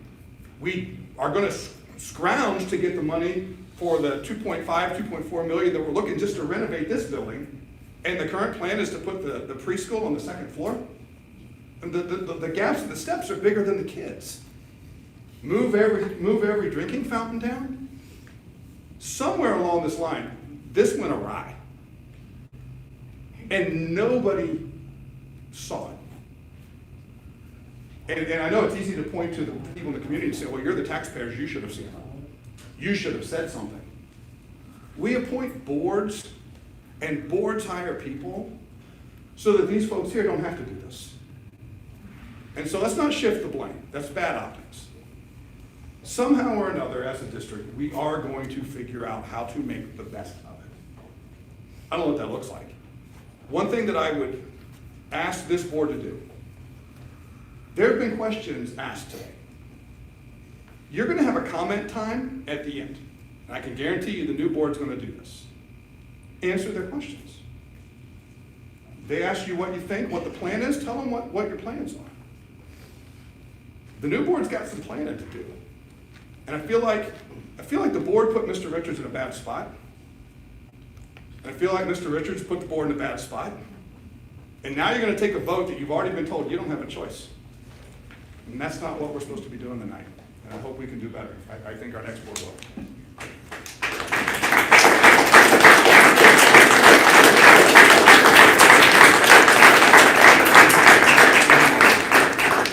Okay, we're gonna go back to agenda item 3B, special recognition by State Representative Tom Young. Ms. Valenti, I believe my name got lost in the shuffle there, I'm on the bottom, but I'll just answer a few of your questions because I feel like it's highly disrespectful that the board doesn't generally answer. I also feel like it's really disrespectful that they don't look up at you the entire time you're speaking and pay you the respect that they owe you. But if you want to talk about the building commission, I was part of that, or was supposed to be part of that, and there was a gentleman over there that participated. I went to the first one, and there was only one other one that came along with very short notice. The first one that I attended in, there was no financial numbers provided. I was highly frustrated because they wouldn't put any kind of numbers. They asked, pie in the sky type questions of would you want this and would you want that, with absolutely no decision point of if you do this, you can't have X, Y, and Z. There was absolutely nothing laid out. I'm actually shocked, and it's not just the board or Mr. Richards' issue here. I don't know how people that have been building schools like this for so long would have a building commission, meeting and then not bring any kind of financial figures whatsoever for people to make choices on. So I'll speak on behalf of other people in the community that may not want me to speak on their behalf. I'm sure they were frustrated and didn't want to waste their time any longer with a waste of time, because I think certain people have an agenda and they've been running this that way their entire time. I feel used in what I did for the community and with the community, to try to get to this point. And I'm highly frustrated myself, and I expect more out of you guys. And I just happen to free up a lot of my time with something to end in November. So I'll be here a lot more to make sure it doesn't happen anymore.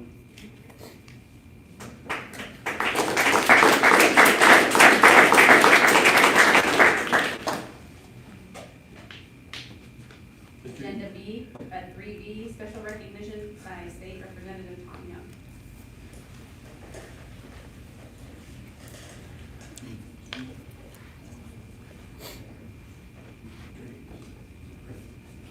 Hey, thanks for having me here tonight. How you doing, Tim? Before we get started, my name is Tom Young. I'm your state representative, 42nd House District, and right now we're going through the redistricting process. It's a constitutional amendment of a constitutional issue that we did 2017, I believe, or something like that. But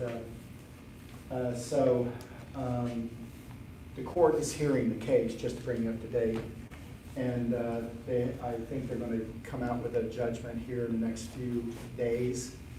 But at the present time, I represent Germantown, but they've had me from, I live in Washington Township, I grew up in Miamisburg, but to tell you how volatile this is, and not to bore you with this, but some inside baseball, they had me from Washington Township, Miamisburg, Miami Township, Centerville, Bellbrook, Xenia Township, Waynesville, all the way out past Cedars Creek, and I'm going, okay, maybe I'll get to come home sometime. But then they changed it back to just Miamisburg, Miami Township, Miamisburg, Miami Township, Washington Township, and Centerville. And then they changed it again. This all happened within 48 hours to, now it stands at Jackson Township, German Township, Miamisburg, Miami Township, Centerville, and Washington Township. And to give you some scale and scope, right now I represent 114,000 people. And with the new district, it'll be 135,000 people, which is almost about the size of the city of Dayton. And so it's spread out. So anyway, I'm glad to be here. The dynamics of what you guys are going through in this building process is never easy. It never is. It's lengthy. It takes a tremendous amount of time. The good news is it's on the backs of our children and grandchildren, but the money flowing from Washington, D.C., we approved a couple $2 billion today that'll be coming again to the school districts. It's a hard pill to swallow because we know that the national debt's jumping to $27 trillion. And you have to make some really tough choices. I'm a numbers person and I just cringe at it. But when you sit there and you see the money's coming, there'll be more coming. This is what they call our first tranche. We had CARE dollars from the Trump administration. That left about $500 billion on the table. We're still going to be having those dollars come. Then we got the ARPA dollars coming that they're talking about now. But we got the first tranche and one of the second tranche of another $1 billion or so dollars. And when you sit there and you vote, like we did on the House floor today, and you get very little control over, because the federal government makes the rules. Under the Trump administration, we got to make the rules with the CARE dollars. These are a little bit tighter, but the monies are coming through, and you cringe, but you think to yourself, if we don't use these dollars, and I urge every elected official, those that are staying on this board, the administration, those coming back on or coming into the board, that you really look at it from a long-term standpoint, because this is on the backs of our kids. And it just makes me sick to my stomach. But you don't want to send it to California, right?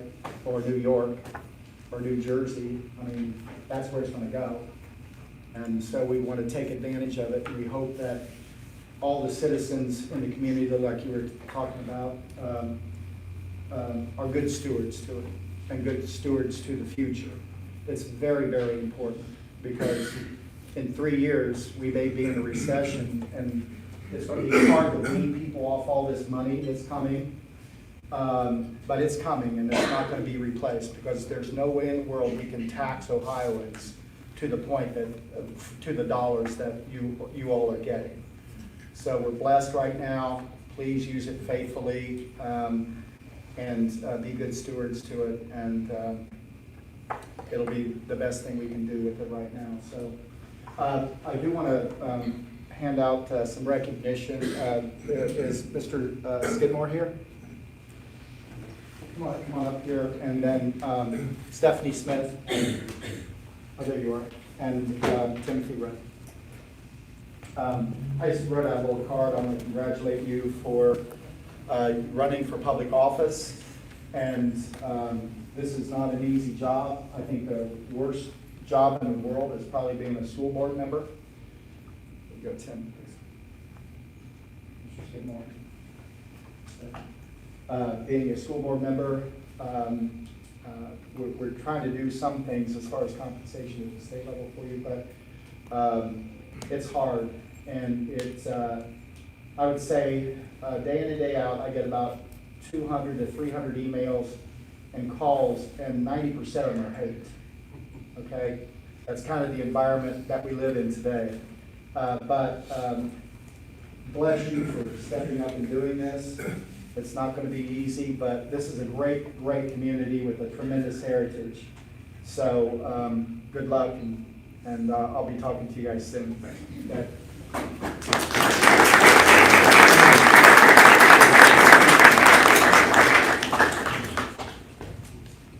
Okay. Danielle Bowman. Okay. There you are. Come on down.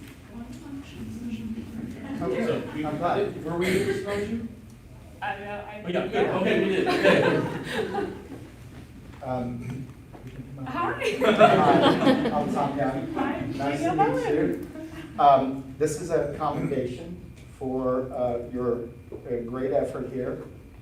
On behalf of the members of the House of Representatives of the 134th General Assembly of Ohio, we are pleased to congratulate Danielle Bowman on being inducted in the 2021 Defiance College Hall of Fame. You are deserving of this prestigious distinction, which has been accorded to you in recognition of your many significant contributions to the athletic success of Defiance College. A standout volleyball player, you hold the record for an astounding 1,332 career kills. I don't know what that is, but it doesn't sound too good, does it?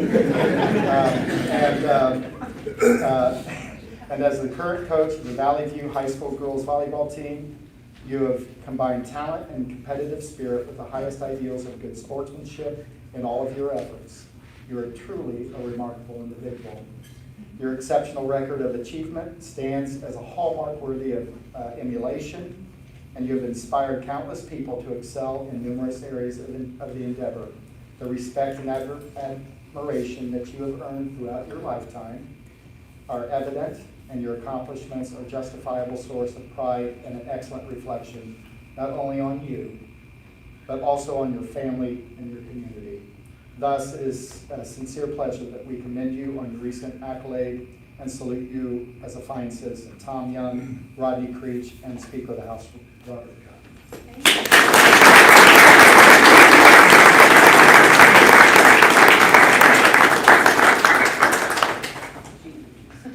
These are the fun things you get to do. Danielle, I don't know if you typically know, there's a reason that John volunteered to take the kids to practice tonight, so make sure so John was very helpful. He would like to be here, but someone apparently had to take the kids to practice. Caleb Pearson.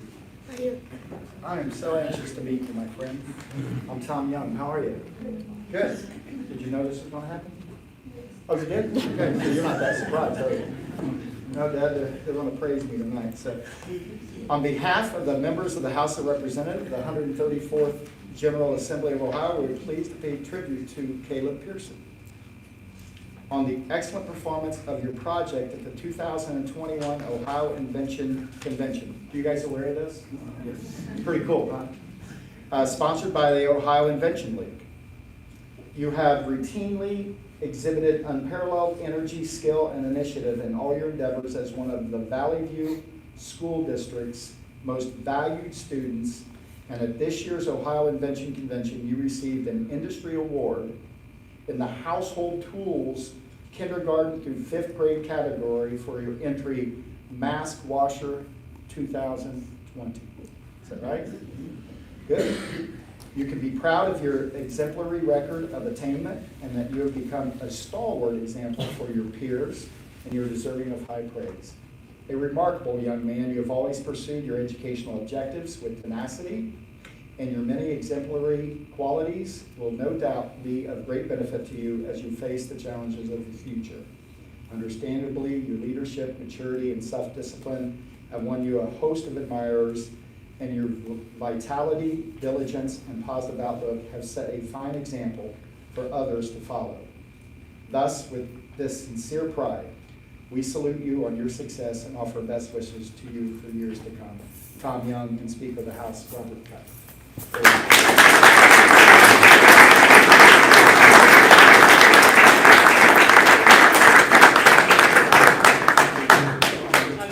Mrs. Fisher, advisor, and Mrs. Pearson, mom. You guys.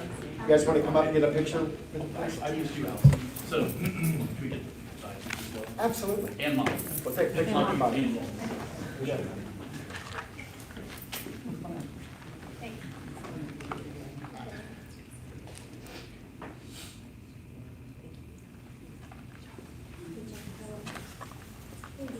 You're most kindly welcome. That's why we're here, right? Kayla? Yeah. And all these young people here. So I'm here. I know Tim and worked with your superintendent as well. So I'm here, reach out, get my number. If you have any concerns, please let me know. Have a Merry Christmas. Thank you. Thank you.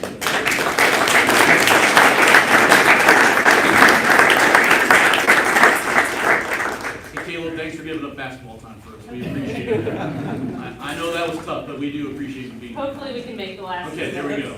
Thank you.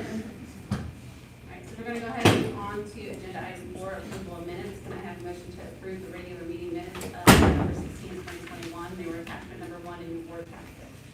So moved. Can I have a second? Second. Any questions, comments, corrections?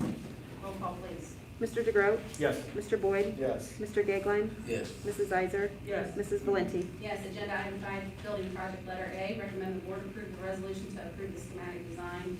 We received our 4 copies this morning. Can I have a motion to approve, please? So moved. Have a second? Second. All right, question or discussion. So for those of you that weren't here, we actually started this discussion at 4:30 this morning during, or this morning, 4:30 this afternoon. And we had all of our experts available for us to answer our questions. Any comments from any of the board? The only thing I would ask is let's kind of learn from this, moving forward.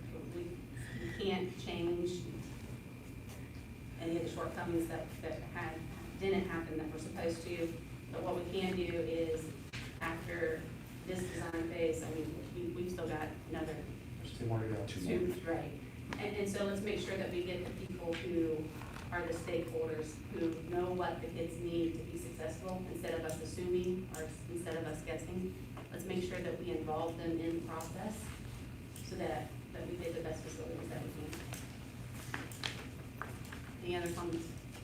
Roll call, please. Mr. Boyd? Yes. Mrs. Iser? Yes. Mr. DeGroat? Yes. Mr. Gagline? Yes. Mrs. Valenti? Yes, agenda item 6, financial reports requests. I want to say, if anybody, I was going to stop, if anybody wanted to step out after, I know a lot of people were here for that. You're welcome to stay for the rest of the meeting, but if anybody needed to step out, we can take a minute. But it doesn't look like anybody is. So we're going to go ahead to agenda item 6, financial reports, letter A. Recommend the board approve the financial statements for the month ending November 30th, 2021, attachment number 2 in your board packet. Can I have a second? Second. Ms. Sauber.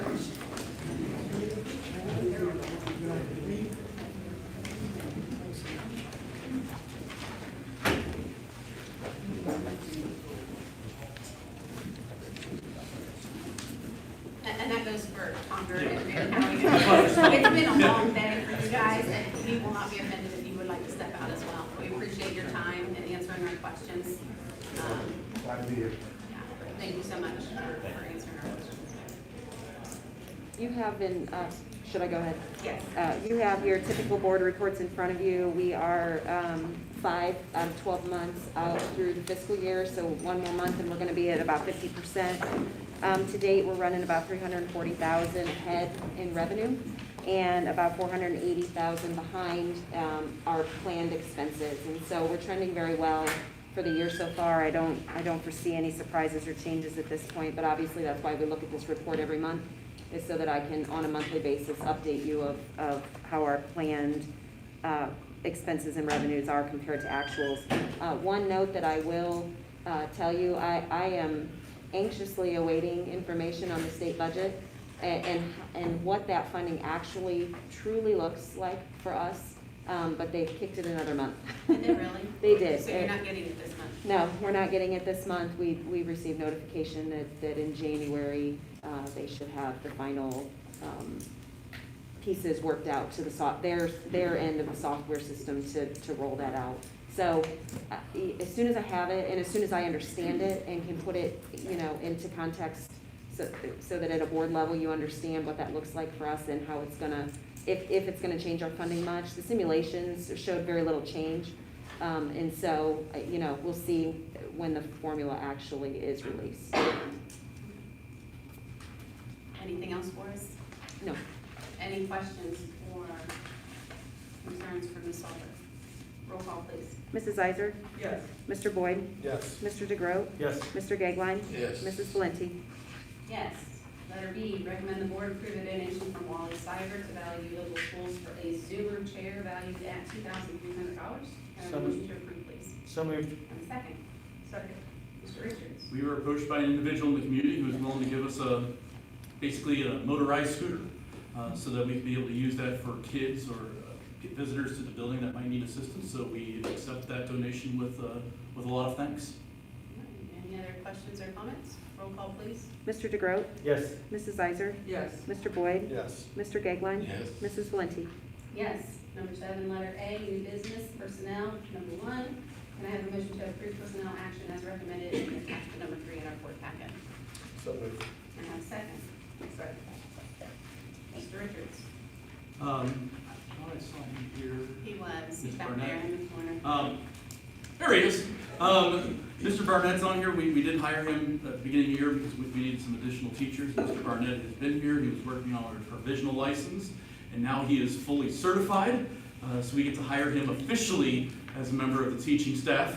I saw him at the band and choir concert last night. I said, any second thoughts? And he said, no, he enjoys it. Which is great. And the best part is that our kids enjoy him. And so we are very, very blessed for Mr. Barnett to be here. And we hope for him to be a part of our staff for a long period of time. So welcome, and no, there's nothing else at this time. I see that we have a resignation for our freshman basketball coach. How close are we to hiring a new one? I since believe we are regaining pretty the- close, is what I was told.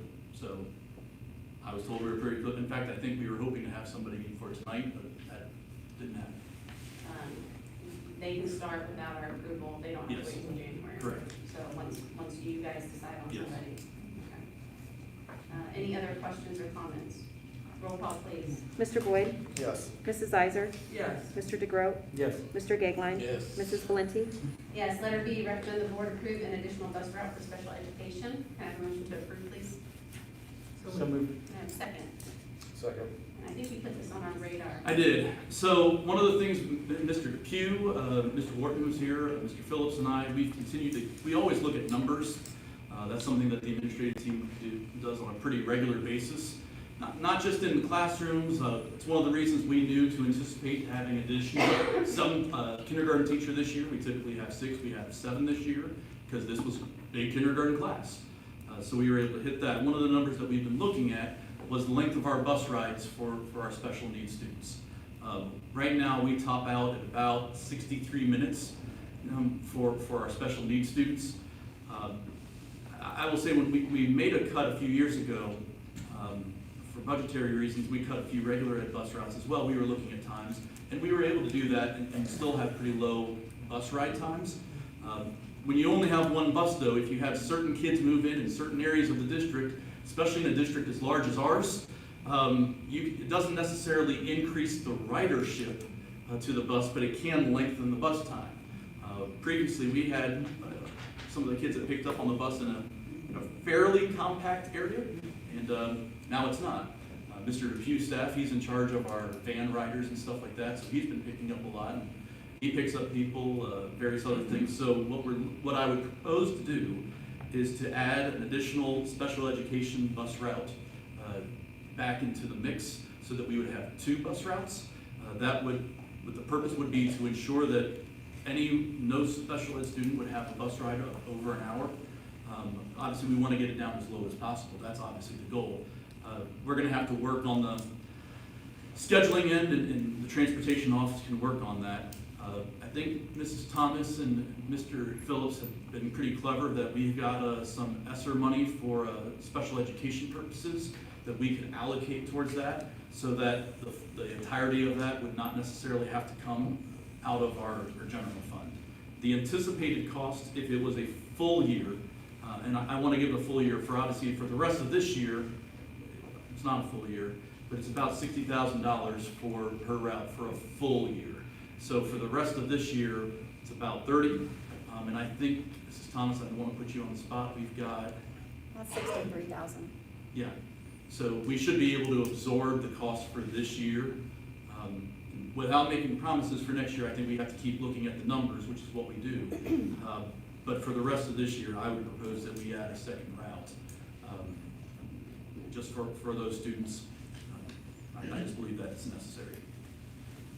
And that's just for this year, you can, you take a look at it. Yeah. Next year, see what's.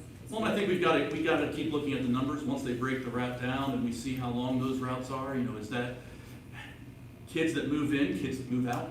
That's something that we always take a look at, and sometimes we have to take a good guess. We guessed on kindergarten this year, and I think we were proven to be correct that it was a big kindergarten class this year. I think we had some evidence to say that we were going to be safe on that, but I would say definitely for the rest of this year, we're going to see how that goes, and that can be something that we look at moving forward. But I think we will be able to have us.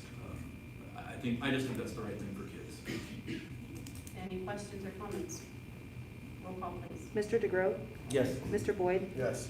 Mr. Gegline? Yes. Mrs. Iser? Yes. Mrs. Valenti? Yes, letter C, recommend the board approve the resolution for the employment of substitute teachers. Board copies were enclosed in our packet. Can I have a motion to approve, please? So moved. And a second? Second. Mr. Richards? Well, conveniently, Mr. Young is actually here. And I'd like to take a moment to actually thank the representatives. One of the things that they did last year is they gave us flexibility with substitutes. Because we were in sub shortage, we needed to get some additional help. That sunsetted at the end of last year. I think they were lobbied and they heard the cries of administrators going, we please have that back again, because it was really, really helpful. And so the legislature acted and is helping us out again. One of the things this time that we do have to do is we have to have a board resolution allowing us to do that. So what the state has done is they said, individual districts will give you the latitude to do it, but it's up to you to set that criteria. So Mr. Kazarick has been working on that, so if you have some questions, but the hope is that we can continue to use this law to continue to get more substitutes so that we keep our operations open. The board knows this, and the teachers definitely, elementary teachers really know this, the high school teachers probably didn't know it as much. Last Friday in the elementary was a little bit scary. We went to, I think, if I remember right, Mr. Depew and Mr. Phillip, I think it was about 8 o'clock. We finally said, I think we're gonna be okay for school tomorrow. We were worried that we were gonna be short enough teachers to even be able to have school. So laws like this will hopefully give us some more latitude to be able to keep our doors open, to be able to educate students. So I'd say this even if he wasn't here, but I really do thank the representatives for listening to us. I know that they've been responding to a lot of things that we've said in education of we need help with, and very bluntly, they've answered the call almost all the time. So I appreciate Representative Young, I appreciate the work Mr. Kazarick's done on this. Any questions? I only had one, and it was actually from your Mr. Kazarick, it was from your board report. It's listed what's needed, high school, and you have to have 4 years of separation, so you have to be 20 years old. That's debatable. We can decide what we want. The resolution says the district can decide however they wish. We could say just an associate degree if we want to. It's a decision that we can make. It's Okay. not something that the House decided. They just said we can set our parameters like we want. However, they must be of good moral character. They must have a BCI background check, and they must get a non-renewable temporary substitute license. Those have to happen. Well, that was my question. Everything else is black and white. You graduated, you passed your back. Who is judging the good and moral character? Well, we assume, I was at well, that's a good question, because I was at a personnel directors meeting at the county, and Marion Stout, who is the human resource director for the ESC, said, if the state of Ohio and the Department of Education is going to issue a license to that individual, then we should assume that they are a good moral character. Okay, so it's not subjective to us, it's No. going to be determined for us, and I mean, it's funny, but. That was the best everything thing. else is like, yeah. That was the best answer, and we asked that question at that meeting, and that's how she answered it, and I thought that sounds pretty good, so All we'll right. And go we with put that. that separation in age, and some of you may know the person, we just had a person that graduated a few years ago, and she is an overachiever, good for her, but she actually graduated from high school and had her college degree at the exact same time. And when COVID was hitting, she said, hey, I'll come and help you out and sub.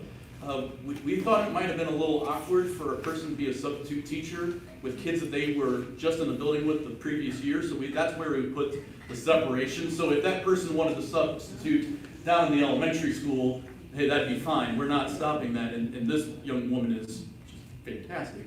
I mean, she graduated from Miami University and Valley View. Actually, she graduated from Miami University, I think, like 2 weeks before she graduated from Valley View. So we just thought it was important to make sure we codified it. There's just a little bit of separation. Thought that might just be a little bit awkward for some kids to be, have been with them in school 1 year and then saying, hey, I'm your substitute teacher the next year. Thought that might have been a little bit awkward.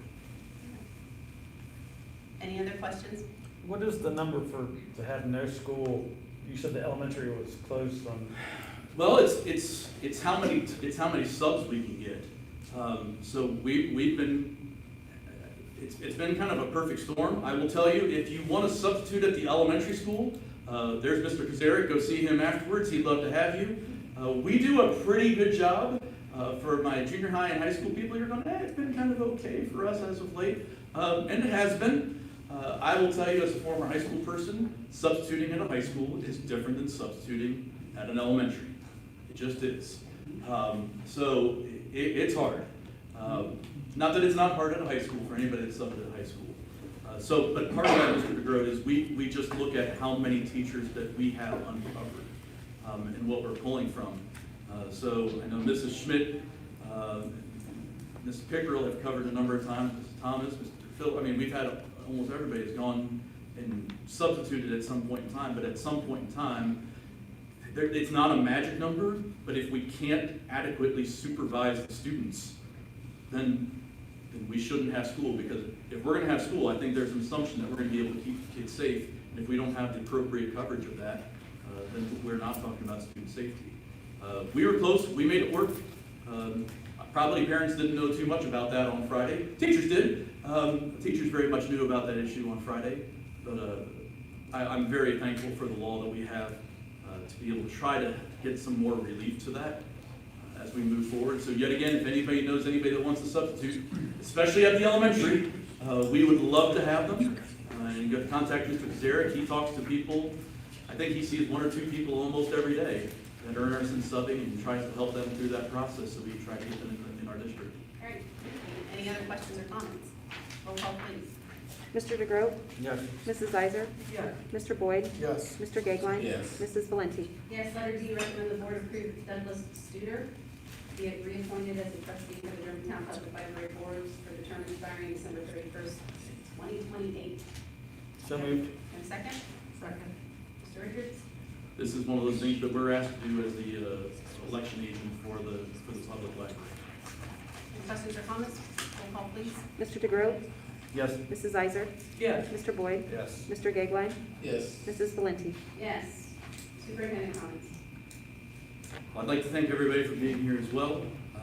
As we move forward, I got to see Miss Billy in a concert yesterday. We packed the gym. It was awesome to see band and choir in a packed gym. It was extremely uplifting to see our 5th and 6th graders perform. They did a fantastic job, and when you look at the numbers of kids that we had in 5th and 6th grade band, it was just, it was awesome. I almost thought they were going to get a standing ovation after they finished playing Hot Cross Buns. So it was really great. High school kids, you guys did a nice job too. You guys did a really nice job.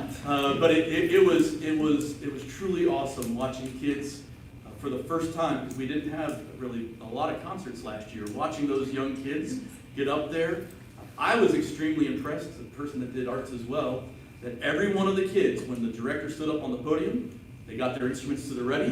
When the director picked up their arms, they all picked up their instruments, getting ready to play. I don't know how many kids were there, but there were a lot. And for them to even do all of those things correctly is a testament to our music teachers. It was a wonderful evening to see all of you guys perform again and all together, to see the progression and hear the progression. There was a difference between the performance quality of the 5th and 6th grade band and the high school band. But I think it's actually really neat for those kids to hear that whole progression of, hey, stick with it.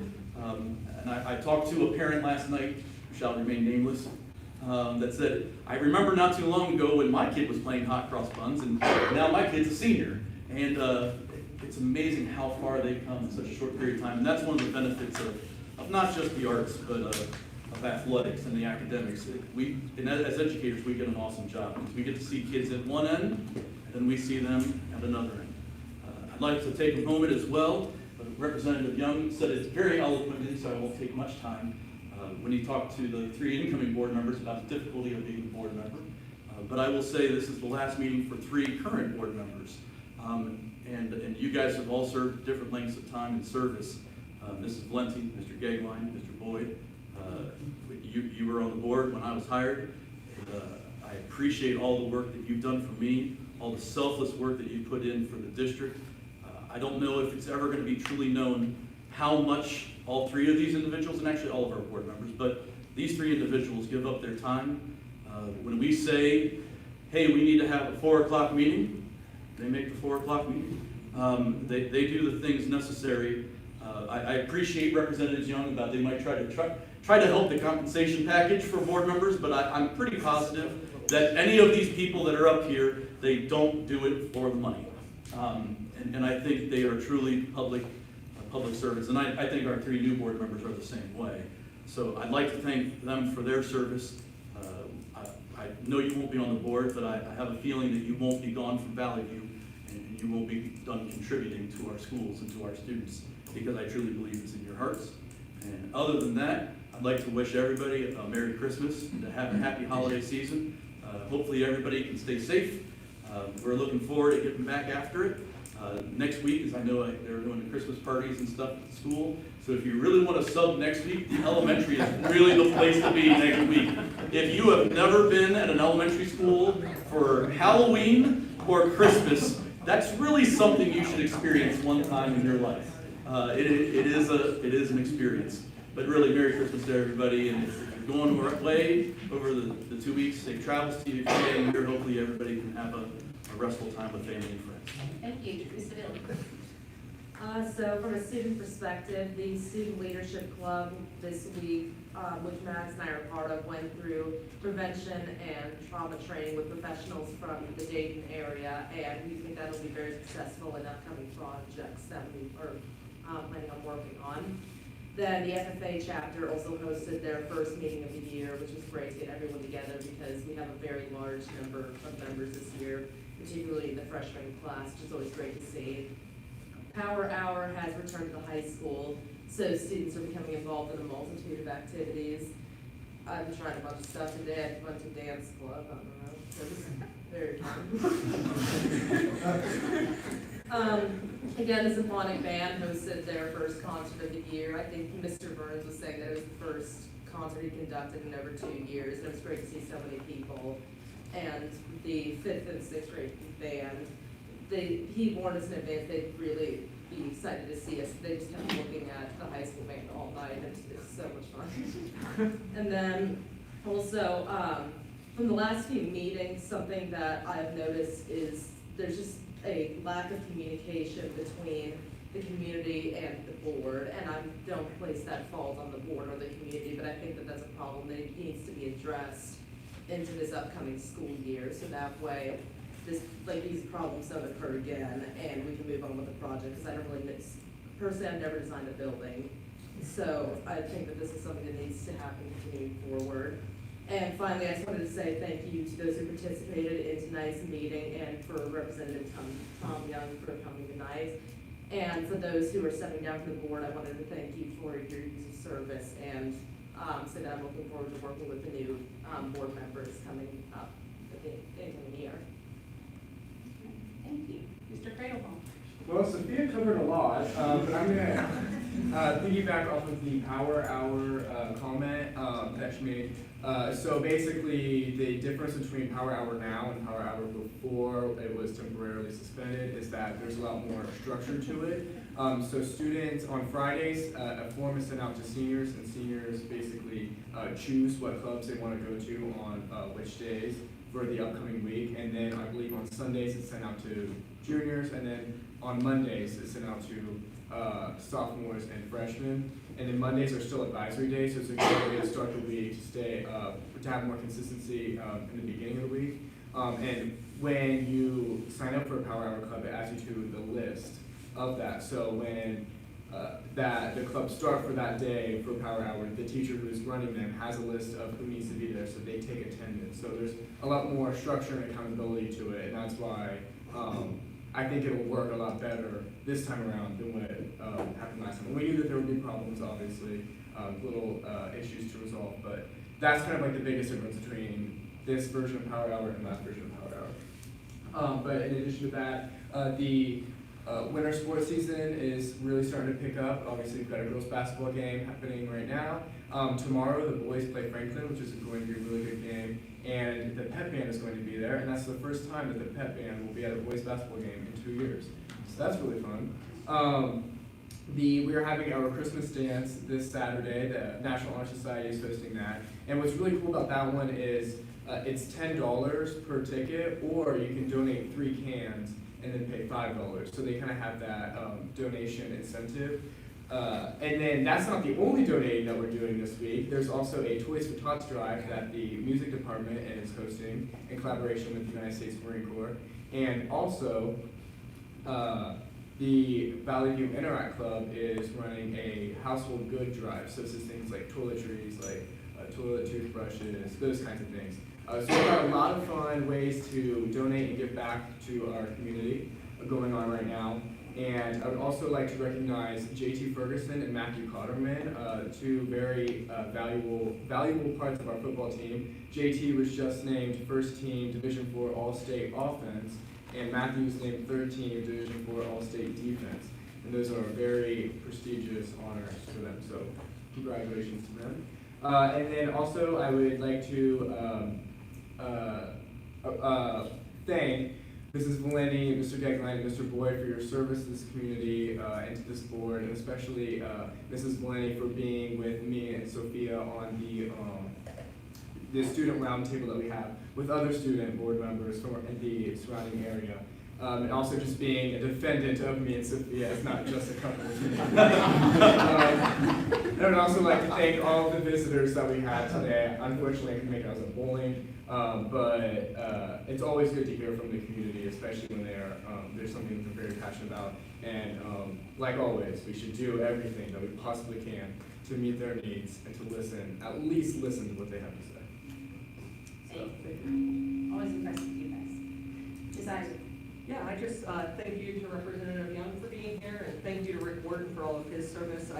I was one of those kids that got to experience Mr. Wharton, or Officer Wharton as a DARE officer, and graduated with his kids as well. So he has been here and served our community and our school district extremely well for a lot of years, so thank you. Thank you to everybody that came out tonight to talk to us and to be heard, and you were heard, and so we appreciate that. And still happy to talk about the building project and how decisions are made and why we made the decisions that we made previously. So please reach out to me. And then also thank you to Ms. Valenti and Mr. Gagline and Mr. Boyd. How many years was it for you, Ms. Valenti? 8. 8 years. Mr. Gagline, how many years have you served? 12 years and 8 months. Oh, not that you were counting months. The 8 months are different. 4 years, yeah. So thank you guys very much. That's a long time, and we very much appreciate it. Mr. DeGroat. I'd like to thank everyone for serving on this board. It's not an easy job. We all try to communicate, and it doesn't always work out like people think it does. I'd love to get a phone call from anyone that wants to talk to me. If I got the answers, I will answer it. Again, some of the square footages and the prices on buildings, if you was on the committee, the FCC has what you get for the students you have, and anything above that we want. The community was unaware everything costs more if you want something better than you had. It costs more to get it. So communication is key, and I wish that the FCC would put that out there more on the square footage of what we get when we get their share of the funds, so that everyone has an idea of where you're gonna spend the LFI funds to get what we want. That's all I have. Thank you, Mr. Boyd. Yeah, thank you, Representative Young, for being here. Some great awards you handed out tonight.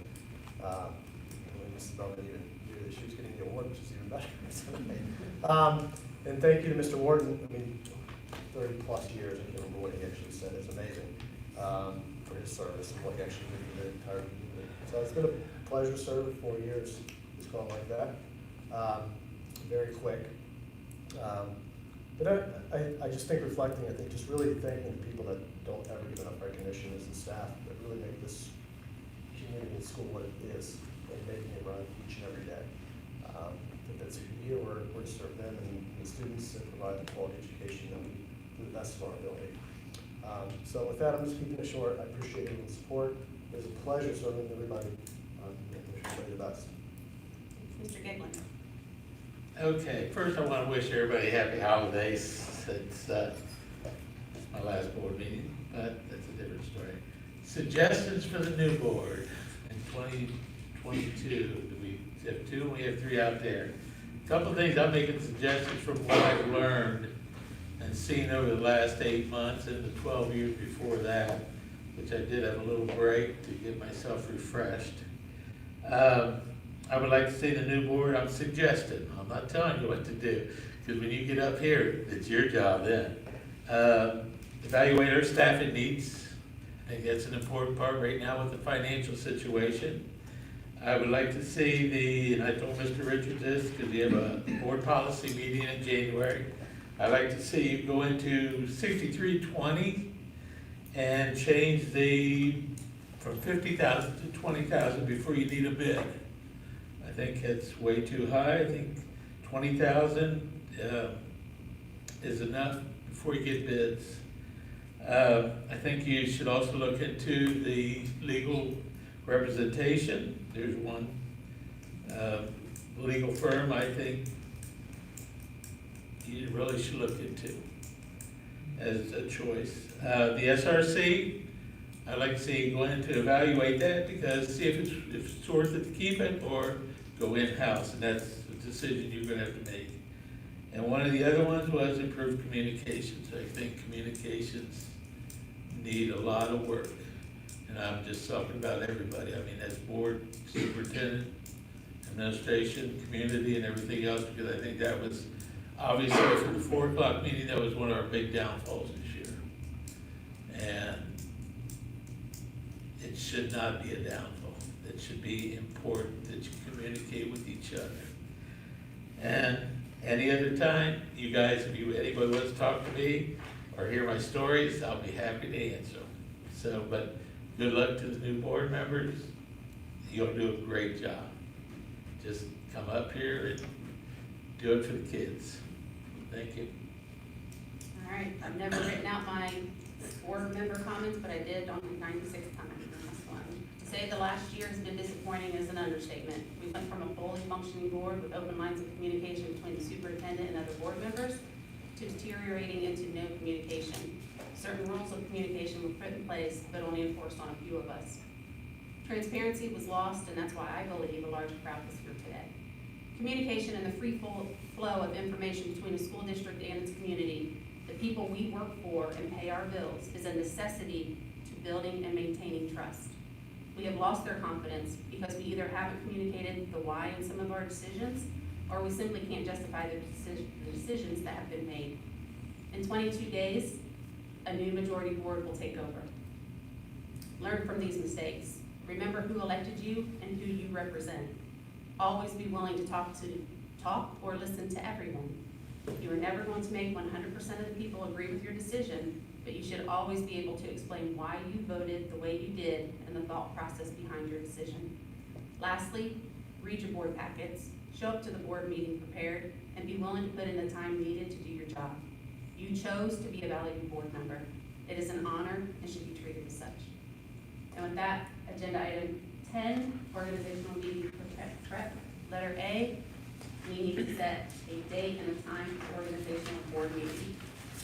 I don't know if you want to do that now or you want to do that at the end with the new ones coming on. I think we can do it right now. All right, well, it doesn't involve the three of us, so Calendars. the three of you.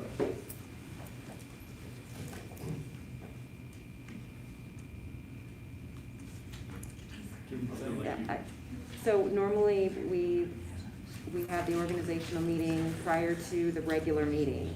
With a new board, the regular meeting may not be the second Monday of the month like it has been in the past. So, Mr. Rudd and.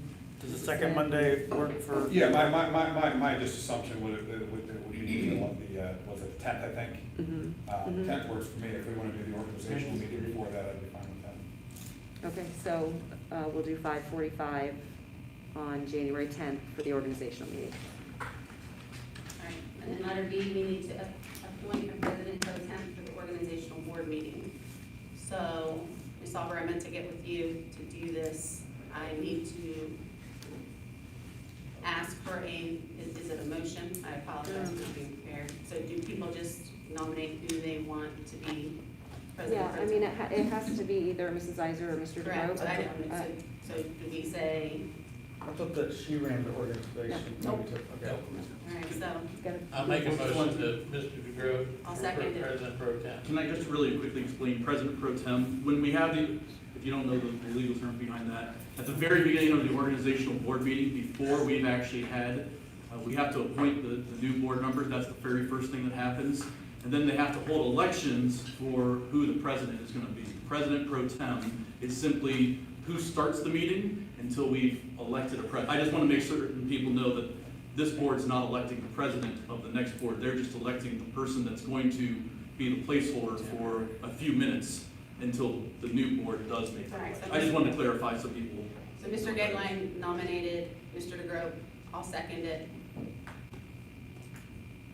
Is there any, do we close nominations or ask for a second? I don't think so. No, I think we can Good. just, are you good? I nominate Spencer, but I'm fine with it. I'm good. Okay, So do we need to vote? just a vote. Vote. All right, roll call. Mr. Gagline? Yes. Mrs. Valenti? Yes. Mr. Boyd? Yes. Mr. DeGroat? Same, right? Good. You can. You You can. can vote for yourself. Oh, yes. I thought it was. And Mrs. Iser? Yes. Agenda item number 11, executive session. Can I have a motion to consider the employment and or compensation of a public employee or official? So, Can I have a second?